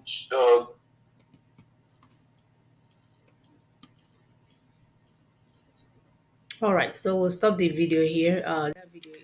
So if you go to our wall, our viewers, the video will be there because this is a mega conference. And the pictures he wanted to show are the pictures we told you about, because it was important for us to change the narrative of Heather's farmer. This is not what you change over the radio. It's something you go and sit down with the powers that be and explain and present your evidence. In this trip, LNC, they moved with the victims of killings from Middle Belt, because those are saying they are killing us in Biafra, they are killing us in Biafra. They are not even killing you yet. The killing there is the one that you brought upon yourself. They are still preparing for you. They are coming for you. They have not arrived. If they start killing you like Middle Belt, you will understand the story. The ones killing, they are the ones that you brought upon yourself. You and your governors and all your politicians are doing all your mess that you're doing there, and all the lies you're telling yourself. The enemy is in Middle Belt, and they are wiping them. So the victims, true victims, not story. You heard about what's this lady's name, Mr. Augusta? Leah Schweibu. Yes. The mother was there. Mm-hmm. They went to White House. Mm-hmm. They met with Trump. Trump shook their hands with video evidence here and in US. You CNN carried it. So it's not story that you go and cook up and do propaganda. We are done. We are telling our people, please stop allowing yourself to be deceived. You should rise above propaganda. You are smart people. You are very intelligent people. I believe in you. I believe in your intelligence. I know you're being deceived, but I'm saying let it stop. So we have evidence, because we needed to counter, like Brother Nosike was saying, the narrative. Fulanis have super lobbyists, and they have been using them for years, using our oil money. You heard the number of barrels they talk every day that moves from Nigeria. They have it at their disposal. They've been using it to lobby against us, we the indigenous peoples. So somebody needed to get to White House, breaking the protocol, the diplomatic protocols, and all the lies that they had some diplomats pumping out to their governments. Somebody needed to get into the White House or the DSC or Washington, D.C. to tell this story eyeball to eyeball. This is not what you say, they say, or you write a letter. Because we know people like Professor Jafar of his World Igbo Congress will sit down in his comfort of his room and write a letter. The letter that they will throw inside trash. He will say, you know what we are doing. I'm working, I'm doing what I'm doing that you're doing. So people do all these things to deceive our people just to collect money. So we needed to change the narrative, and that was done. They sat down for over months, looked at it, looked at evidences, saw the victims tell their own story by themselves. The pictures are in our wall. We have the videos and pictures in our wall of these meetings. The narrative was changed. They now understood better what was happening. And based on that, US began to change their policies. They also formed an alliance of about 67 countries that will work on this matter. So when you're hearing them saying, Abba Kyari, you are this, because they have more ground, more people, more boots on ground in Nigeria. Yep. My sisters will talk about it, because when Donald Trump gave 180 days for preparation, that includes some of them had to go through course, to training, because they needed to counter the narrative. What they knew before now, they found out it was all lies. So the people that will be part of this team had to get into training to learn new what the situation is in Nigeria, so that they will know how to be useful in their country. I'll leave it for sisters to continue, please. Please start. Yes, they were able to do this extensively. And Sister Ekwe, you remember that after this interaction with the LNC and the people that were being killed in the Middle Belt, that was when the president, actually the vice president, summoned the vice president of Nigeria to come and tell his own side of the story. The vice president came in, that's Oshibanjo. Yes. Instead of him telling the truth, he's a pastor, don't forget. He's a pastor, he's a son, he's a vice president, he's a Bogo-to-go. Instead of him coming outrightly and telling the truth that this is actually what is going on, that Christians are being massacred on a daily basis, he went ahead and actually told the vice president of America, the former vice president of America, that it is the herders and farmers clash. And that one told him to his face that you are lying. Told him outrightly, say you're a liar. You lied about this. You should be talking about helping your people, but you came here to lie to our faces as if we didn't have underground investigations going on. And that is why when US is coming after you, they have done their investigation. They have put surveillance camera to be able to catch you red-handed. And when they're coming after you, they are coming after you. So he told him that, hey, you lied about this. And that was what helped in the June 2nd executive order that President Trump actually signed. He signed an executive order for all these things to take place. And we're telling our people, it had to do with one-on-one, as Sister Ekwe rightly said, eyeball negotiation. It had to do with the LNC bringing these people to the forefront that, hey, this is the real story. And they had to do their own investigation. They didn't just take it like hook, line, and sinker. They did their investigation. They called the vice president. They found out the vice president was lying, and the executive order came out. And that is why we are telling you that things that are being done underground now is on the surface, because the result of all this and the timeline, we're going to share it with you. December last year, December of 2018, there was a joint multi-regional freedom proclamation of NINAS in Lagos. Remember, we told you that after the individual solemn assemblies, all these regions came together. That's the Southwest, the Middle Belt, and the Lower Niger. All of us came together and we formed that NINAS, the NINAS you hear about today. You know, that's when it was formed. Because everybody now gathered together and said, okay, we're going to move with one protocol. And that one protocol is what would give us that jailbreak that we have been looking for. Because the Southwest needs to go too. We have all been affected. So it's not just one region. So if you're allowing somebody to put your name out there as if it is one region that is being affected, then you have yourself to blame if you get killed. By January to July of 2019, that was when this engagement happened, the Washington engagement, where they talked extensively. So it was not like a phone call thing. This is like they saw there was a conference. They actually sat on a table and discussed these things. So that was what happened. While we were doing this, MNK was, what is his name? I don't even want to be calling him. Nnamdi was making himself like the Supremo. And everybody was worshiping him, thinking that he had something that he was doing. He was busy calculating what Tony Nnadi was doing. Remember when we brought him here in July of, when we brought him in, was it July of 2019 to come to Houston? It was June.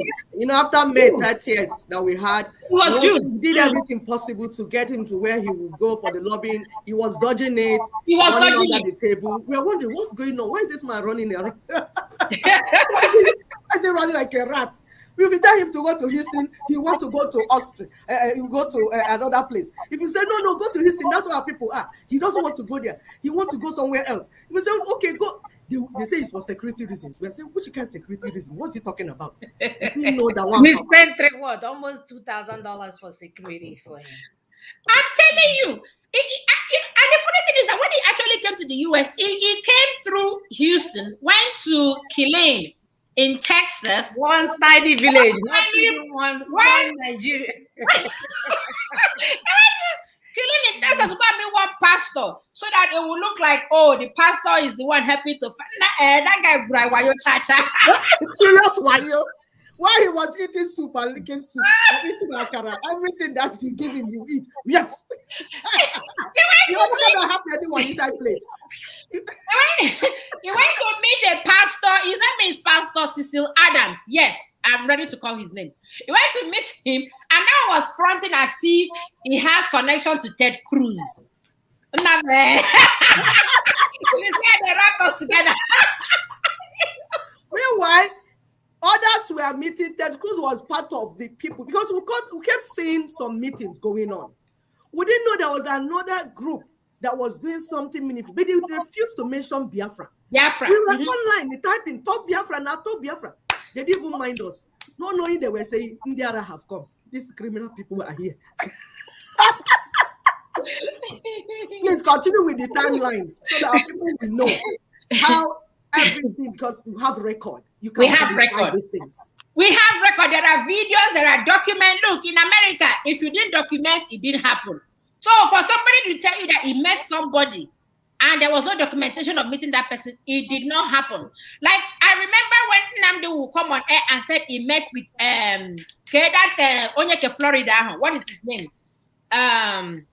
Rubio. Marco Rubio. He said Marco Rubio. He did not meet with any Marco Rubio. Yeah, it was for you to meet with Marco Rubio, you have to be vetted. For you to even meet with any congressman, they have to vet you. That is it. They will run your social security, run your late mother, great grandmother. Not really, Sister Augusta. Not really. Not even for a constituent like we are. So I can meet Cruz without being vetted because he's my senator. So but then you're vetted every day. You're vetted every day. I give your ID card. They will run like criminal record on you on the spot. You understand? Then you cannot see Cruz. Cruz is you're in Texas. So Cruz is our senator. I can decide to go to meet Cruz. I mean, of course, but you have to present your ID card. That ID card is what they will use. They just need your driver's license number. They will run it and they will say, okay, you are free. You can go and see Cruz. But he was not even, the idea that he even saw Cruz is a lie.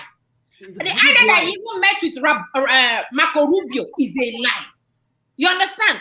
He's paying consultant. This says $84,000 that he's paying consultant. No, $1,000 from where? Lie upon lie. Those were the lies he told, and we were like, because some of us had to decipher what it doesn't make sense. Yes. Because we have worked in these areas before. We're like, okay, these things are not aligning, and it's because they're not aligning. No. We didn't want to say anything because if you say something, you destroy what is being done. Whereas we know nothing is being done. So we knew nothing was working, except that some people, group of the same people that does things with emotionality. Oh, don't say anything. You'll be the one to be destroying. And nothing is going on. There's nothing to destroy except a rogue franchise collecting money. Yes. And you know what? Before the Americans invited LNC and Barrister Tony Nnadi, they had checked on Nnamdi Kanu. They looked every quarters and found out that they're the one that came out with Biafra Rogue franchise. They did their investigation by themselves and found nobody. Before they spotted LNC and spotted Barrister Tony Nadi and requested his presence through Inahoro, spent that they should come and tell, because they also want the problem to be solved. They saw every other person was making noise, doing the wrong thing and cheating the people and duping the people. So they stayed away from them. That's why when we were having conferences, when we go there, I remember Sister Chioma, she's watching us also. She's very good at trying to say, Sister Kwi, this conference is going on. Let's go there. We go there typing, Biafra, Biafra, Biafra. Nobody will even click any like I saw you. But like, why are they noticing us? Why are they not seeing us? We didn't know we are carrying leprosy. We are people that they said, do not go near those people. Once you hear Biafra, run away from them. They are criminals. Because Biafra has become like Boko Haram. They use it to dupe our people, terrorism, all this. So nobody, no right-thinking person want to be associated with it. They want to stay away from what people are using to make money and kill the people and dupe them. Please continue with the timeline. Frank Wolf, International Religious Freedom Act. Yes, and we now have the Frank Wolf International Religious Freedom Act of 1988. That one came into effect. You understand? It came into effect. And this enabled America to play their own role, because America was now seeing the trend that this is not elders and farmers clash, that this is a targeted effort in ethnic cleansing and killing of Christians. America saw it, and America now started paying attention. You understand? So by August of 2019, US now sent a UN special rapporteur. Her name is, I think, Angela Kamara. I don't know if I can remember her name. They sent her to Agnes, yes. Is it Agnes Karatan? Forget her name. Agnes, you find the real name. She was the UN rapporteur that went to Nigeria, and she saw by herself and declared that the Nigerian 1999 constitution is a pressure cooker for injustice. She was one that declared that thing, that if this is the constitution that these people are being ruled by, then the pressure cooker will burst one day and katakata would burst. So it happened that way. And that's why we are telling you that this is a systematic. Do not get yourself involved in anything that will kill you for no reason. Sister Muna, you want to continue? No, go ahead.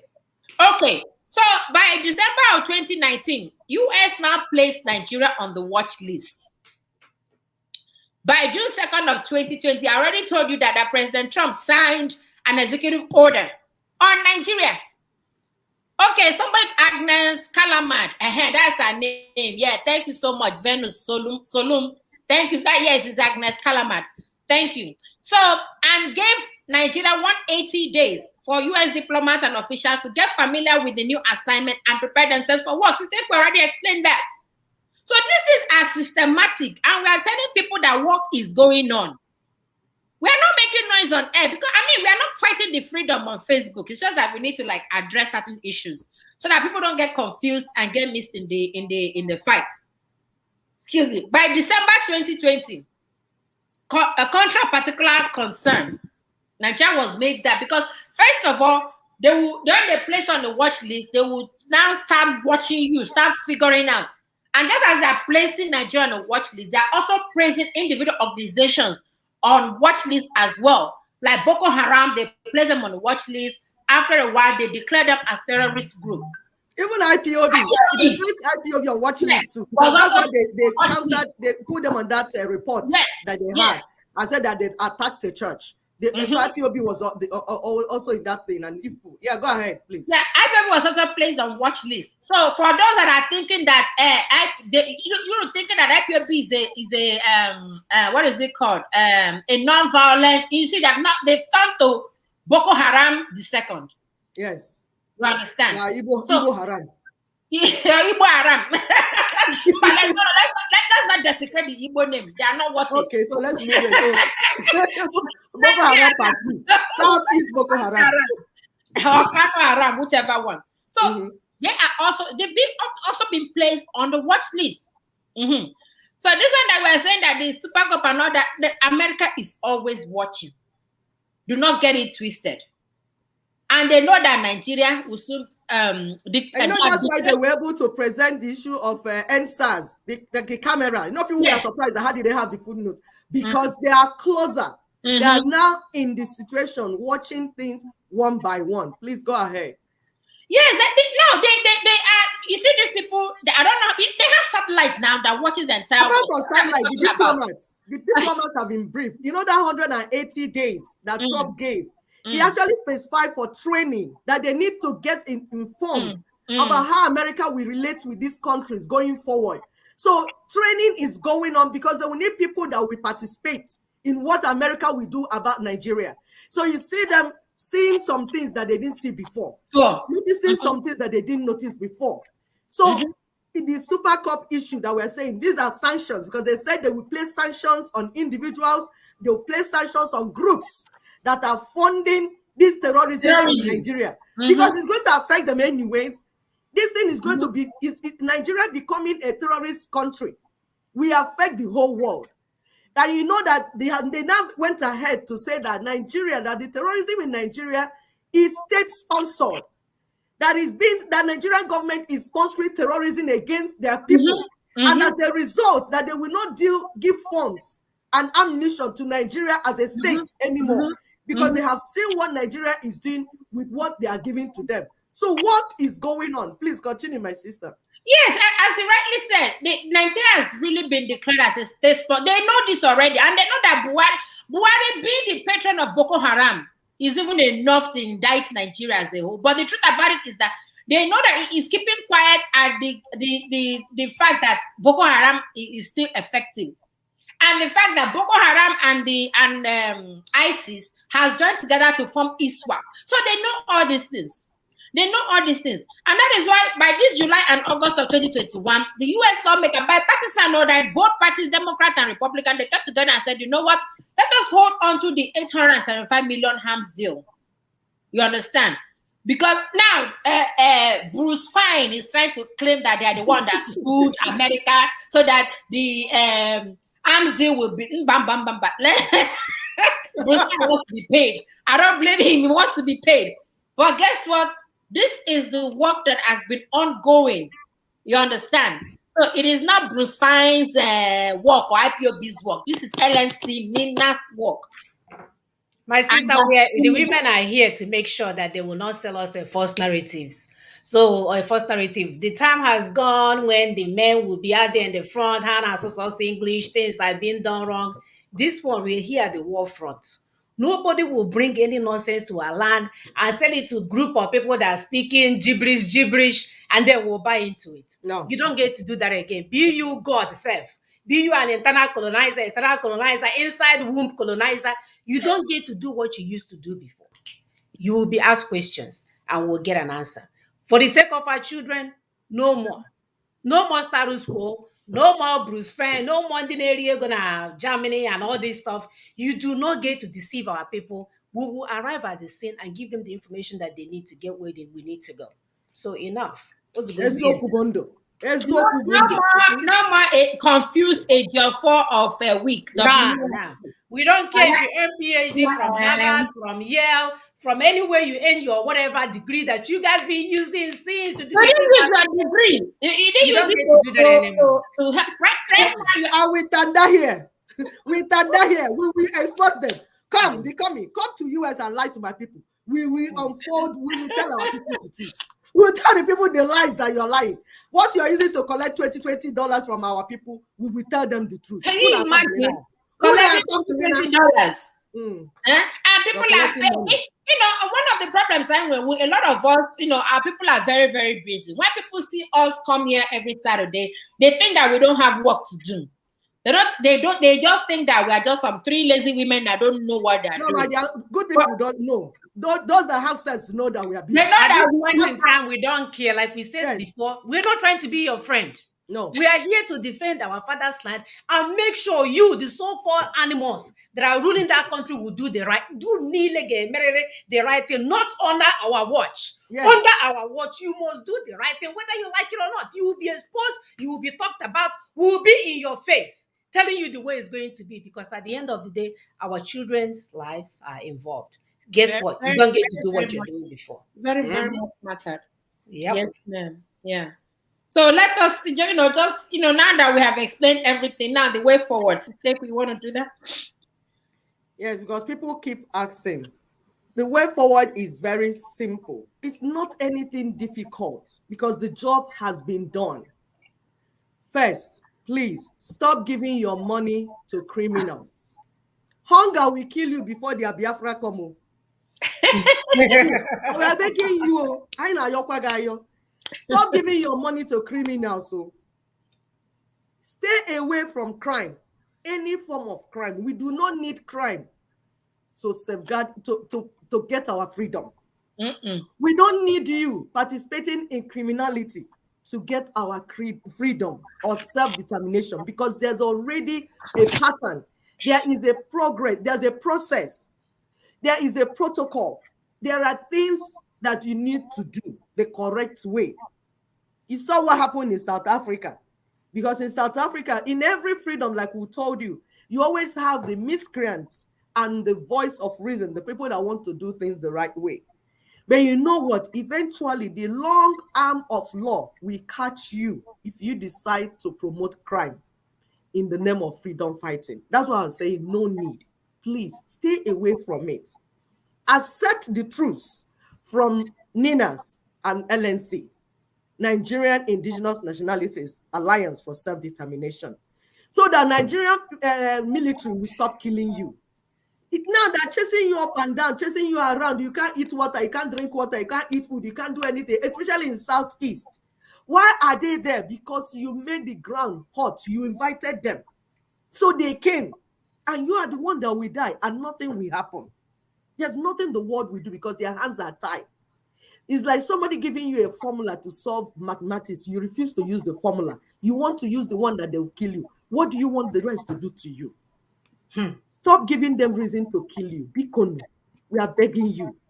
Engage in positive activities that will build you up and your neighborhood up.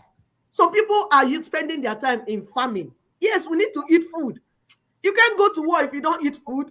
So food is important. Some people are setting up private businesses, things they need to do. You can put barbed wire around your farm so that no cow will enter inside. When you're doing things, now go, I hear that is Iwariam, they are now training Efibo, local cows, Igbo cows.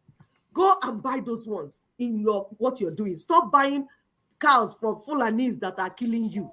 They will use the money to sponsor terrorism against you. So people are asking, where is Buhari? What is Buhari doing with the money he's borrowing? He's borrowing money to sponsor terrorism against Nigerians. Is it hidden? That's why you're not seeing him doing anything. He's using it to his brothers to buy more ammunition. So, and you on your own, you're buying cows and giving them money. Do you know how much each cow sells? So go for Ehibo, local cows, local goats. Local cows is even sweeter. Local cows is even better, sweeter and exactly. So you want to be eating this, they are deformed. Get into this business. Get into this business. Form groups. If you cannot start the business alone, form cooperatives. Build your farms. Do something positive, because if you're doing something positive, you will not be available for criminals to use you. Criminals are using you because you're idle. You don't have anything that you're doing. There is lesson for us to learn, because if you want self-determination, you need to be informed. There's no reason for you to die. You just need to be informed. And then you need to be vigilant, be watchful, report every criminality to designated authority. There are still some people who have local vigilante. You have all this set up local vigilante. Do things the proper way. Avoid night movements. Yeah, I must go to nightclub. Do not. And if you must move, have your ID card on you. Have your ID card on you. Then if you get into trouble, look for a good lawyer to bail you out. There are ways things are done. Those Ninas, like we keep telling you that this referendum, because we are expecting regional referendums, the one that UN will supervise, Nina's regional referendums, we will do it together. It doesn't need you dying, and you don't need to belong to any gang for it to happen. You don't need to belong to any cult for it to happen. From there, we're going to have transition. Yes, go ahead. I'll swear an oath. You belong to a group where you have to swear an oath for you to get the free. I mean, oh God, can we get it together, please? And we're going to have transition. The present people in government, because they don't want anarchy. The only issue that we have is at the national level. So we will need people to be at the local level and our regions and our blocks, guarding things that are taking care of things. There's going to be a transition from the present people to the next people. So don't worry killing people and castrating them. There is no need. When you are killing people and castrating them, you are only exposing yourself, and eventually when things settle, you will be sorted out. They will look for you. It's either life imprisonment or you will die. Please stay away from crime. Be on the positive side. Information will be coming out on what to do next, what to do next. Pay attention, please. Thank you, my sisters. Thank you. So I posted our phone number as well as our links for you to join us or call in to give us your contribution. If not, we'll be calling it a day. We cannot emphasize enough on the right way to this freedom. We've given you guys the pathway. There is no reason for you to die.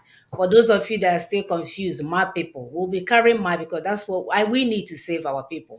So we are not concerned about you. Very soon you will end up in the back of a tipper truck. They will open a ground and swallow you up. There's no, it's not even traceable anymore. There's no way to find you. You're gone. No, that's it. And as mothers, we know how hard it is to give birth. And we're saying, get on to. We are not here to make money. We have not registered any franchise in America to collect money from you. We are not getting anything. There is no reason for us to lose sleep every Saturday to come on air to talk to you guys, if not for love. But if you choose, because some of you will have to be cleared out of that land, God is coming to take you back over. So if you want the Agenti, the Mr. Mrs. Agenti, they know they hear word. My dear, again, you end up at the back of the truck or gongoro and you find yourself in a red ground somewhere covered up. Nobody will find you. It's your choice. Join the moving target. Join the moving train. Nina's has done the job. All you have to do is to key in, tell our people we know what to do. We're not going to allow the 2023 election to take place, the presidential election to take place. And we're telling you guys, close the shop in all your neighborhoods. Close the shop. When you see ad going on about election, do what you can on your own to make sure that election especially does not take place in your neighborhood. That's the power that you have. The Fulanis will not take it from you. The governors will not take it from you. Nobody will take it from you. And then for those of you now body with able and kidnapping our people and selling their body parts, your time is up. Very soon you will be where you belong. So join the moving trend. There's no reason for you to be a criminal. There's no reason for you to be selling body parts. There's no reason for all this. We're the one holding ourselves hostage. This thing can end if we do the right thing. We can end this madness if we do the right thing. If we start being honest with ourselves, we can end this. And we're telling you guys, get on to it. You don't have to die at the Mediterranean Sea. You don't have to end up in a gongoro truck. You don't have to end up in the prison, because a lot of you, Ozulu can be back very soon, because the people that put you in the prison, they're in the prison themselves. So how are they gonna get you out? Eh? The person that made you end up in that prison or jail or whatever you find yourself, they've been captured. Who is gonna get you out? Your hungry mother that has 7 other children to feed. So how is she gonna give it to a lawyer? This is not the time. I know a lot of you are using tramadol and using cocaine and marijuana. God knows what else you guys are smoking. The Yahoo generation, 4-1 generation that doesn't want to listen. If you don't listen, you will end up in the ground and nothing will happen. Ndị dị ndụ will move on. We saw what happened in Rwanda, where they allowed over how many people, millions of people to die. Osisi eti ha na lagoon somewhere. They are gone. The ones that are left are here to continue life. So don't be a victim. If you have not ended up as a cadaver on a medical school, what is it called, anatomy table, please don't do that. One bullet, you're gone. One bullet, you're gone. Do the right thing. Ozugozikwen, if you have something to add, our number is +1 774 338 0942. We have it going on our platform here, +1 774 338 0942.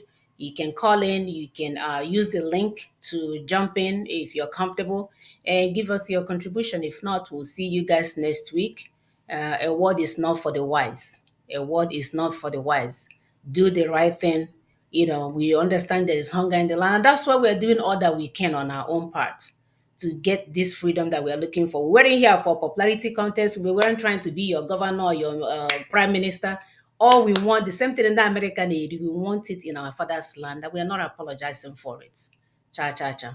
So join in us, close shops, tell politicians, I'm not going to join you this time around. One bag of rice and diesel oil and the tomato ain't gonna do it this time around. That you need more. We have to leave an inheritance for our children. And so far, we haven't even begun the war because we are busy listening to all manner of stuff. So, sisters, anything else before we go? Yeah, everything has been said. It's just for our people to like pay attention and stop getting confused. We know that a lot of people are emotional about the name Biafra. There's somebody on the platform that was saying that it is not Portuguese or Portugal that gave the name Biafra. But guess what? Just go and read your history. So whether Biafra or not, at this juncture, it does not matter. What we want is self-determination. What we want is self-determination of the Igbo land. The Biafran thing or the Biafran name, the way it's being constituted, involves other regions. And this region, in all honesty, they don't want to have anything to do with the Igbo man. I don't know where all this bitterness came from. Okay, yeah, let me take that back. The bitterness has been on for a very long time. And this is because those people sowed a terrible seed in the hearts of our brothers and sisters that are from these regions, like those from the Canadian South. They sowed this seed of discord for a very, very long time. So our brothers in the South area already hate us. So for the fact that is why we have to do this systematically. That is why we have to tell them that each region, you have to come as an ethnic nationality. So if you have brains, start listening to what we are saying. We're not saying that the name Biafra, that the new nation might not bear Biafra. It might, but it has to be through regional referendum. Everybody has to decide, do you like that name? Do you want that name once we have our new nation? So it's all of us deciding. Sister Amina, you have a call? Yes, go ahead and land and I'll... no, let's take the call. Okay, call out your name and where you're calling from. Oh, good afternoon, my sisters. This is Chioma, your sister. Welcome. I cannot be proud enough of you guys. You guys are doing a wonderful job representing us mothers. So, like you guys had already said everything. LNC Ninas have been doing this work 20-something years ago. But some of these mumus that can just think they are deaf and dumb, or they are just deaf and blind. Dumb, they could talk, but they are deaf at the same time and blind because they don't want to listen and they don't want to open their eyes to see. Unfortunately, Ninas NNC have been following UN protocol, which has strategic plans. Mm-hmm. And plans means steps, one step at a time. And each step has line item, if they know what that means. Line by line, item by item. You have to meet one step, and they will approve it. You submit it for approval, they approve it. Before you even make any effort to start the next step, the second step. Okay? But Linux LNC have been doing this. Can you imagine the type of work, the type of effort we have put into all this while we were all sleeping and just jumping singing around like monkeys? Yes. And we are here, and most of us are still sleeping and jumping around like we were sleeping, and then all of a sudden we got startled and start jumping around like confused human beings. They still don't want to open their eyes and see and just give credit to who credit is due. Our brother Tony Neddy, he's still a young man, but his brain is just like so packed. He's a gift to Libo. He's a gift to humanity. So we must all applaud him and all the other men, great men and women that he's working with. Instead of just trying to say, oh, for 20 years, you haven't achieved anything. I think he said, IPONC, Indigenous People of Finland, the Kano group of companies, for how many years now? 10 years or whatever. As if you're competing. You're not competing anything because the Kano, doesn't have any plan. It's not following any United Nations plan. But MIC leaders, they're following UN protocol strategic plan. So there's no comparison when it comes to whether to compare or not to compare. There's no comparison whatsoever. Now the Kano has zero plan. Bruce Fenn or Bruce whatever, he will continue to cash out, and that's why you guys are contributing. You guys are not, the money you're contributing is not to help people back home to be useful. It's to useless them. They will continue to be useless. You will continue to use them as available tool. Okay, then Bruce Fenn will continue to cash out.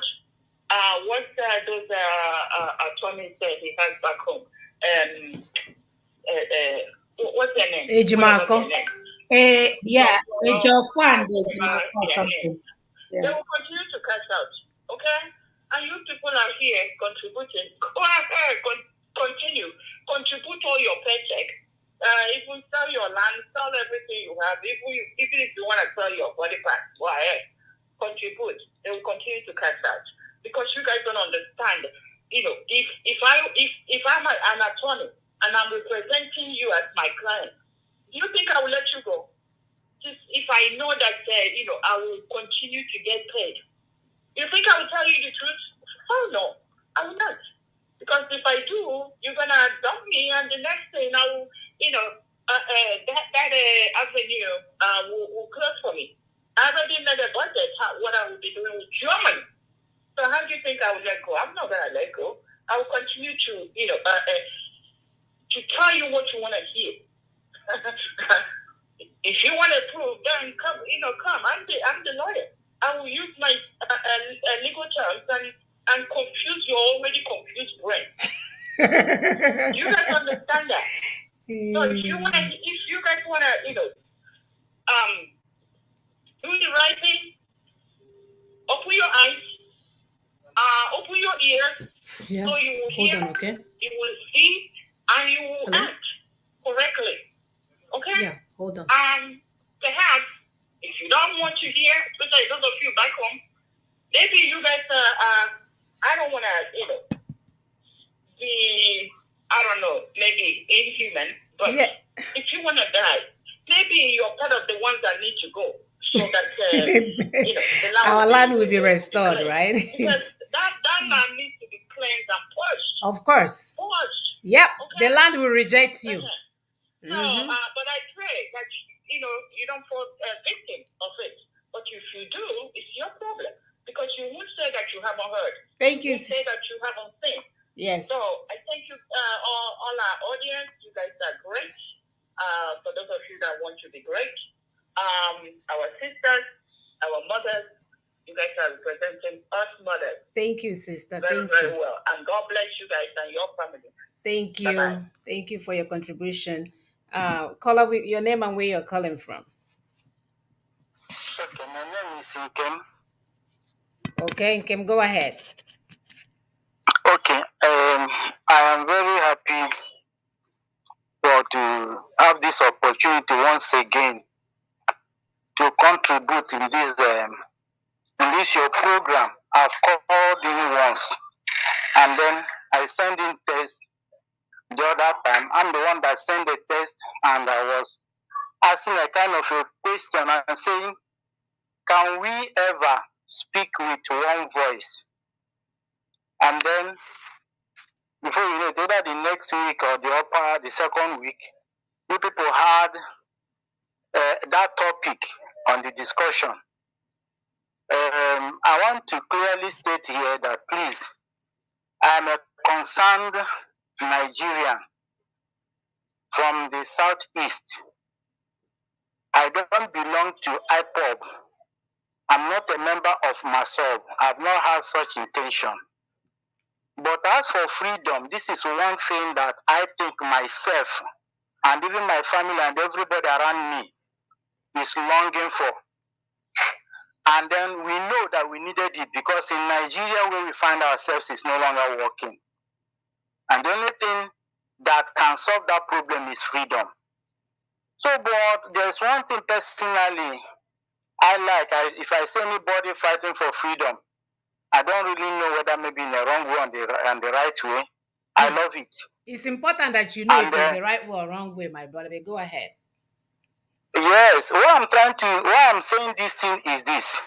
Very important. In Facebook, I'm not a follower of IPOB. I'm not a follower of Nnamdi Kanu. Mm-hmm.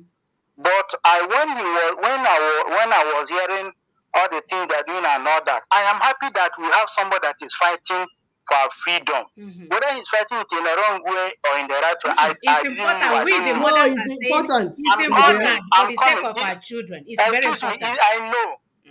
I know it's important. Please, if you can just give me a little this thing. Why I'm explaining these things is this. Are you getting me? Go ahead and land. Go ahead. Yes, there are people that hate what IPOB is doing, though they are from the East. There are people that don't like them. There are people that know that what they're doing is not right. There are people that don't even know whether what they're doing is right or not, but they don't like the way they are doing it.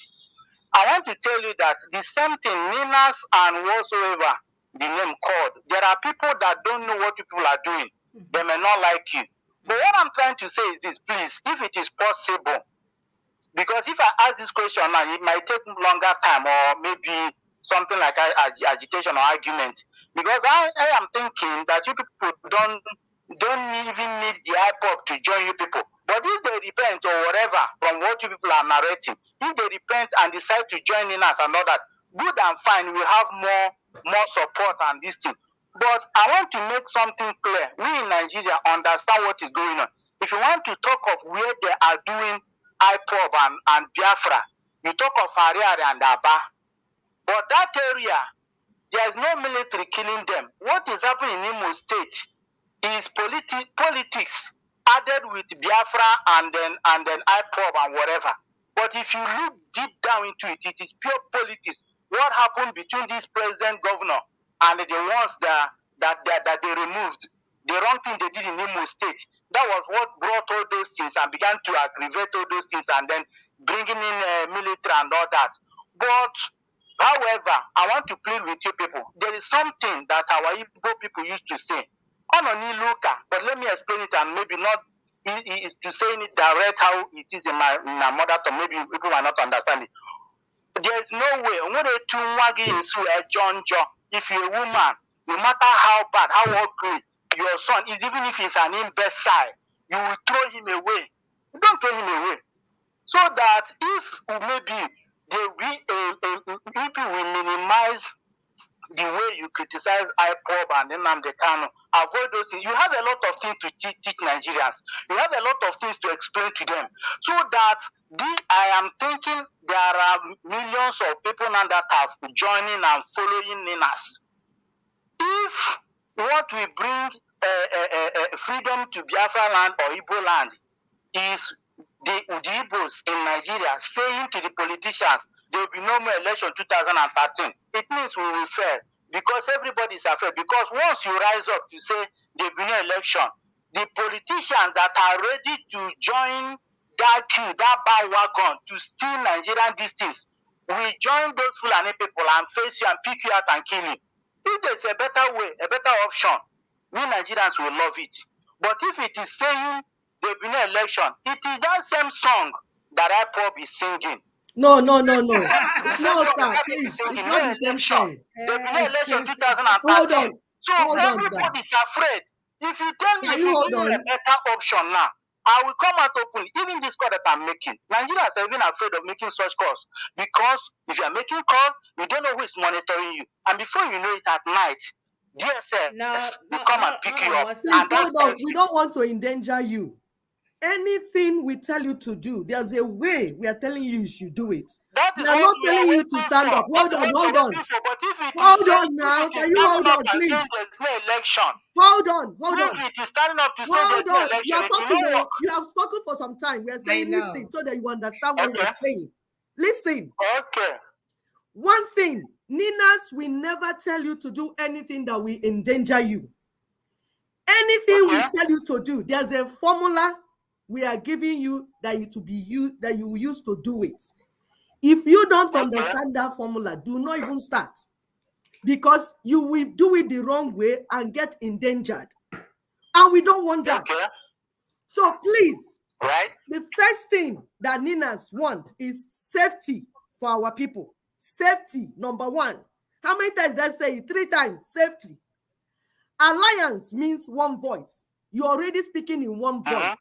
So we're already speaking in one voice. But we're saying that as mothers, if God forbid I have a son that is a criminal, I will take him for rehabilitation. I will not say because he's my son, I will start singing his praise. I will never do that. So listen. Let me finish, as you have said so many things. Listen so that I'm explaining to you. Okay. There is a way self-determination is done. And UN is the one that said this is the way it has to be done. Now you're saying it doesn't matter if you do it the right way or wrong way. My brother, I tire for you. Oh. I don't know for you. Oh. I don't know part of the angle of the world you come out from. Please, that is not what I said. That is not what I said. What I said is that people that are longing for freedom, whether you are doing it the right way or the wrong way, they don't know. Once you sing that song of freedom, everybody will want to follow you. That was what I said. I didn't say that doing it the so wrong you are way, giving excuse why it. people are okay. You are giving excuse why people are following the wrong way. And we have heard you, we understood you. And we are saying that speaking in one voice doesn't mean that people that are following the right way should join people that are following the wrong way. That speaking in one voice will be, which was part of the program. I don't know if you listen, we said there's a truth when we are saying people that have involved in criminality, and that's what this show today is, to expose to our people that they have been involved in criminality. And then at the end of this exposure, we told our people there is mercy. Today is the day of mercy. If you can repent and turn away from your evil ways, there is hope for you. And this is the hope for you. But if you don't repent and continue on your evil way, what can we do with you? You will wait for the Lord to catch up with you. This thing is simple. It's a no-brainer. It's something that you continue to speak English over. It's simple. Do you understand? It's that simple. It's straightforward. And brother, let me explain to you. As we said, the Ninas project, why you are not hearing so much noise as you are hearing IPOB or whatever, is because the Ninas project is methodological. Methodological. Yes, methodological. Yes, you are right. It's step by step. You understand? It is not Boa. It's not Boa. It's step by step. And it's not about noise making. And it's not about noise making. It's not about, and it is a legal process. You understand? It's a legal process. It's not an onion do stuff, and it's not Elohim stuff. It's a legal process. And you are talking about like trying to create alliance. Now, for the last time, alliance has already been created. Alliance with the Southwest, alliance with the Middle Belt, and alliance with the Lower Niger area. The Lower Niger block consists of the South and the Southeast. So that alliance has been created. You telling us to align with Nnamdi Kanu is us being very, very deceptive. You cannot align with a group that is termed a rogue franchise by the United States. The different stroke, this one has been termed a rogue franchise. It was termed a rogue franchise, I think in 2019 or 2017. I'm not really sure, but it was termed a rogue franchise. So you cannot bring a rogue franchise into what LNC, a legal process, is all about. So my advice to you now is that tell your people there is no point going outside to go and fight for what is not there. There's no point for you to go outside and start making noise and get yourself picked up by the DSS and get killed. There is no point for that. Concentrate on what Ninas is doing. It's a strategic thing. It's a protocol thing. It's a one-by-one step thing. You understand? Even if you have 10 steps and you move to number 10, without doing number 1, the protocol will ask you to go back and do number 1. So that is why it has taken like 21 years in the making. So don't get confused. Nnamdi is not bringing you Biafra. If you can understand that, then we'll be okay. Dr. Nasike, I understood you very, very well. And I want you also to understand me. I have not said that Ninas or LNC to join Nnamdi Kanu. I've never said so. But what I'm saying is this. Why maybe from where I'm coming from, that's why people misunderstood me. What I'm saying is, if it is possible for you people to leave criticism and explanation of IPOB and all of them alone. No. We have told you that it's not possible. Leave criticism alone because it is impeding. Listen. The more others criticize, the more you even make more enemies. There's no problem about that. I am even trying to, you know, I kind of make my own, like a little suggestion, because there's one other man that I used to listen from what's name, from Niger Delta area. The way he used to talk against Indigo, this one of the man that you people posted his video now was having a kind of a conversation with the same man on that platform, Nebo television or whatever, and they were making argument. The man was telling him that you are cursing the whole Igbo people. If IPOB have offended you, that IPOB is not, you cannot use that to judge the whole Igbo nation, that you're only fighting against Igbo nation. And that thing kept on bringing problem until one of the days, the woman that was anchoring that television now invited only that man. I don't want to be thinking of the man's name. Okay, my brother, I think we have dragged this long enough. I think the bottom line, so what you're saying that we shouldn't talk about IPOP, and we're telling you today that it's a truth for people to stop what they're doing and join what we're doing. It's not a matter of calling we want to join you people. We want to, like I said, and you are welcome. That's what we're here for. We are mothers. We cannot be here to be your friend. And we said this last week. It's like me telling my daughter wearing a lanky clothes. Sometimes I have a teenager here. She wants to dress any kind of way. I say, you're not coming from my house. You know, she gets upset. But it's my job that to make sure that she dresses appropriately. So you don't ask us to go and join the things that are happening because it's what's going on. It's what's trending. We don't join what is what's trending. But it's my job to make sure that my daughter grows up to be the kind of modest girl that I want her to be. So that is the difference between you and us. You know, we can do things because it's popular. People like it. We don't want our people to be dying. We don't want to be seeing truck full of our boys being dumped in a red ground and nobody is saying anything about it. Nobody's doing it. Do you know how much heartache that is for us that goes to the room to give birth to these children? It's not even about, this is about life and death that we're talking about here. Life and death. These so-called indigenous people of Nnamdi Kanu that you guys are following, they have done so many things. You don't know this guy. We met him one-on-one. He knows what we need to do to bring freedom. He refused, but you guys are so naive. I'm going to his Nobody makes noise when they're doing the right thing. And it's not just that he refused that we do the right thing. He kept telling our people that the right thing people are doing is wrong. It's wrong. Anybody that does anything, he will call you a criminal, call you a saboteur, and ask you to be killed. All the women prostitute. And he wants to get me free now. No, my brother, we're not even going there, okay? So we're not into popularity contest. If our young ones don't want to listen to our plea, guess what? Our land will reject them at some point. It's as simple as If that. you don't listen to your mother's plea, the one that gave birth to you, the one that breastfed you, you say that you don't want to get land, you will find yourself in the grave. We will cry as mothers and we will move on. And all we're saying that we don't want to see that happen. So don't expect us to sing and say it any kind of way. We know the damage these evil people have done in our land. And as we're telling you right now, they are busy trying to divide the money that is being shared amongst themselves. So we're even saying it's enough. We just want the deceit to stop. We want our people to start listening. The reason why you came on board, and I promise you, because the noise making from those radio broadcasts has reduced significantly. And now our people can actually say, hey, well, what is the right way to freedom? Could they say, I don't understand what we're saying. And then you're telling us to leave them kahane and there. Look at the gongoro with boys filled up, every one of them. Gongoro of our young boys.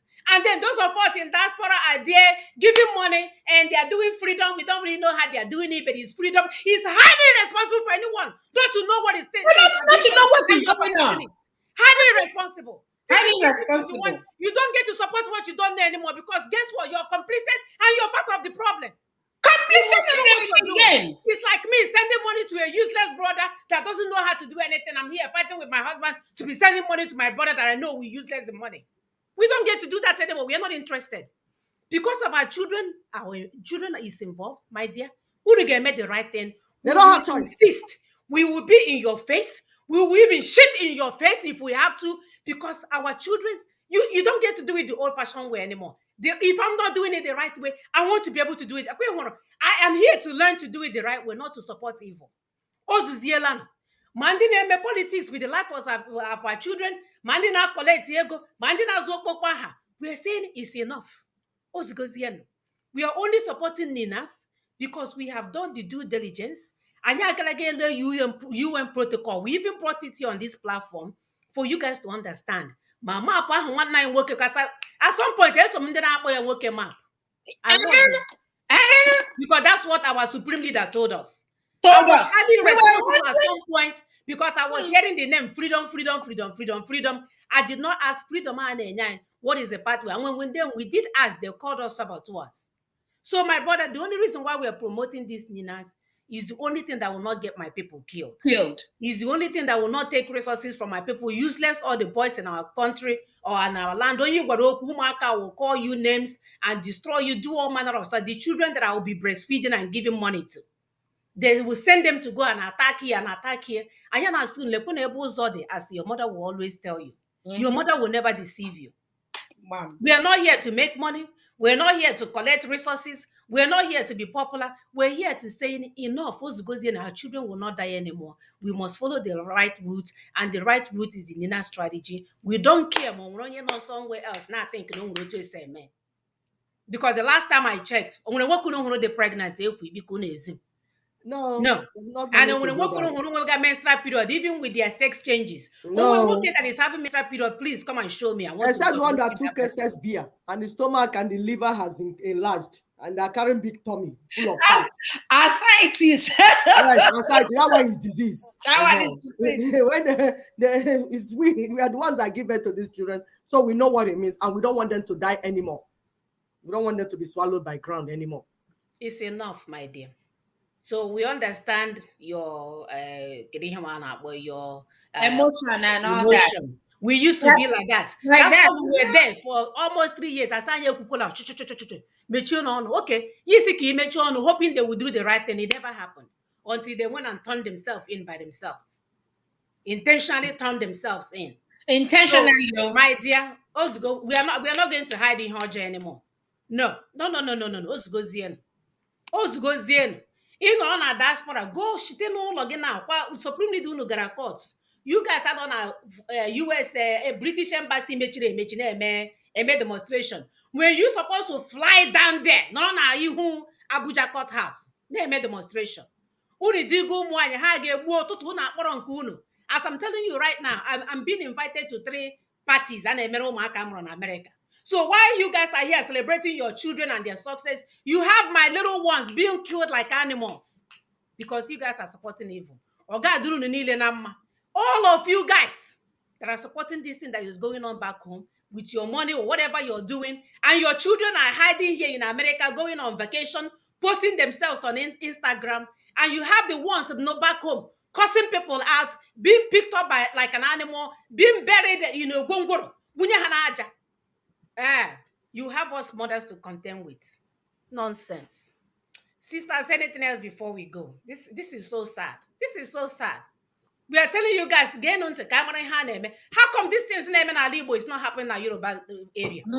How come they're not doing it that way, like that? And you with all manner of useless people, teachers everywhere in governorship. Who never hear governorship? Nobody did anything. Nobody did anything. All sorts of stories. Everybody and I in the 2023 election.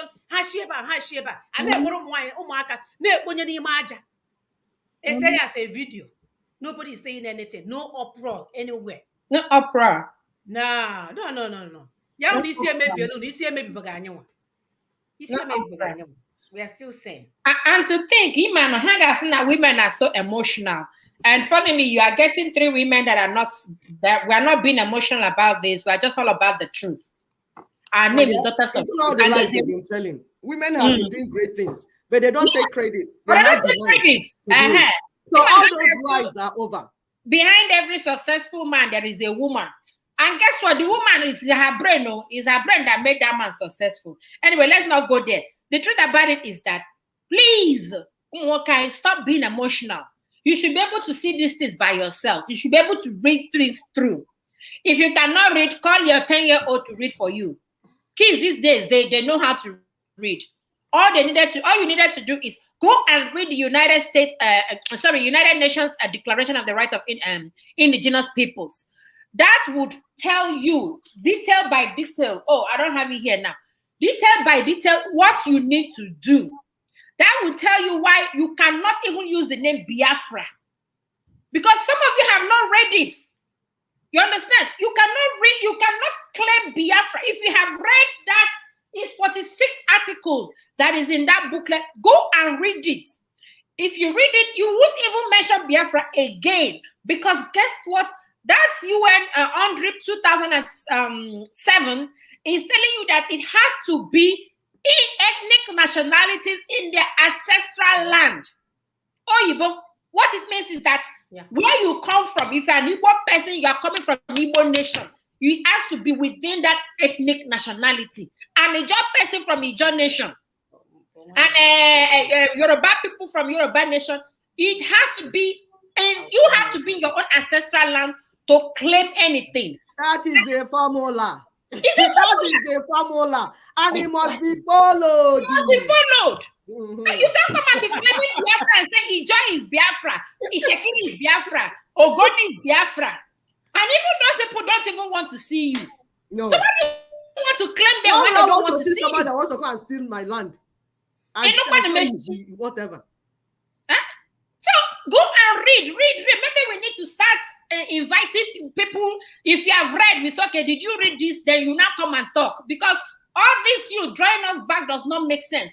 If you cannot read, we have a video on each topic. Go to our YouTube channel. You will see these videos and you listen. Explaining each article. There are 46 of them. I think we took 2 weeks to explain the entire article.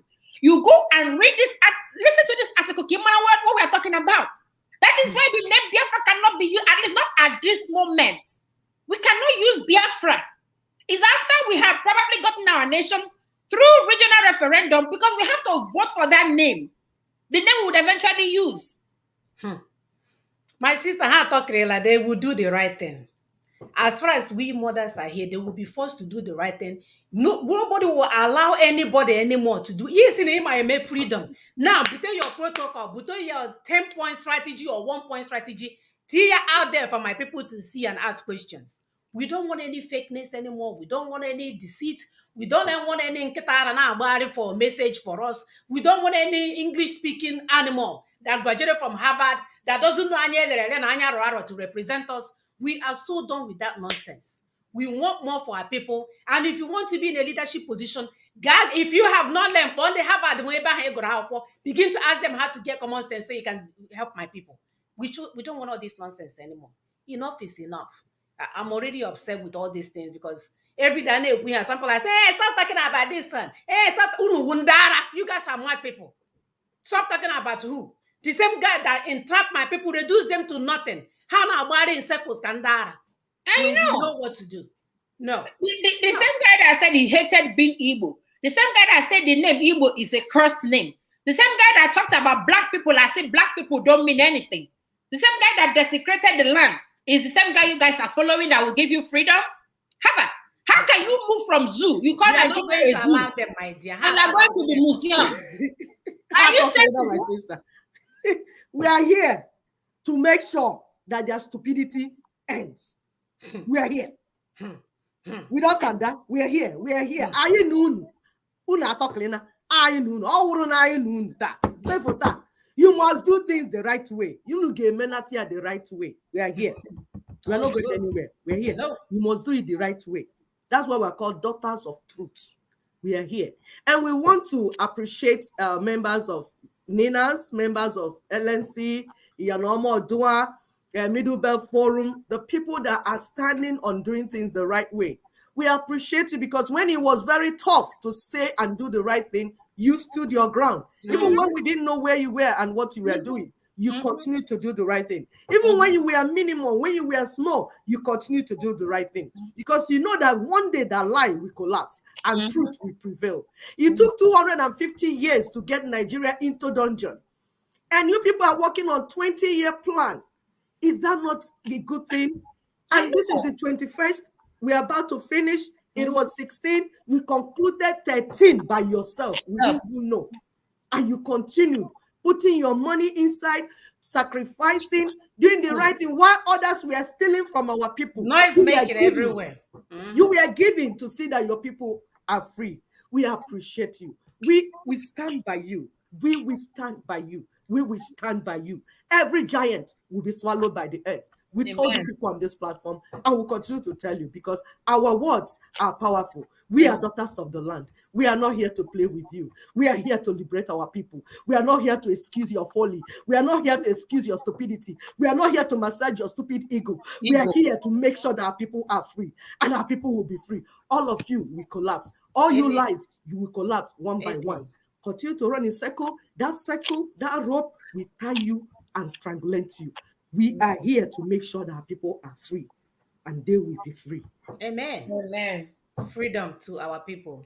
So thank you all so much. We'll see you next week. If you're a lover of truth, join us next week. Because like we said, we are mothers. We're not trying to be your friend. Cha cha cha. It's job for you to profile us, for us to have 1 million viewers. No. Of we will name the right thing. Whether somebody is watching you or not, you will continue to march on until the work is done. And your work will speak for you. Our work will speak for us. So we are not looking for popularity contests. Do not worry about that. That's not even you guys are in so much hole. You begin to ask God how to come out of it. So this is it. This is it, people. We're not going anywhere. We're here to stay until we bring heaven down for our people. See you all next week. Yeah, Bye-bye. Bye-bye.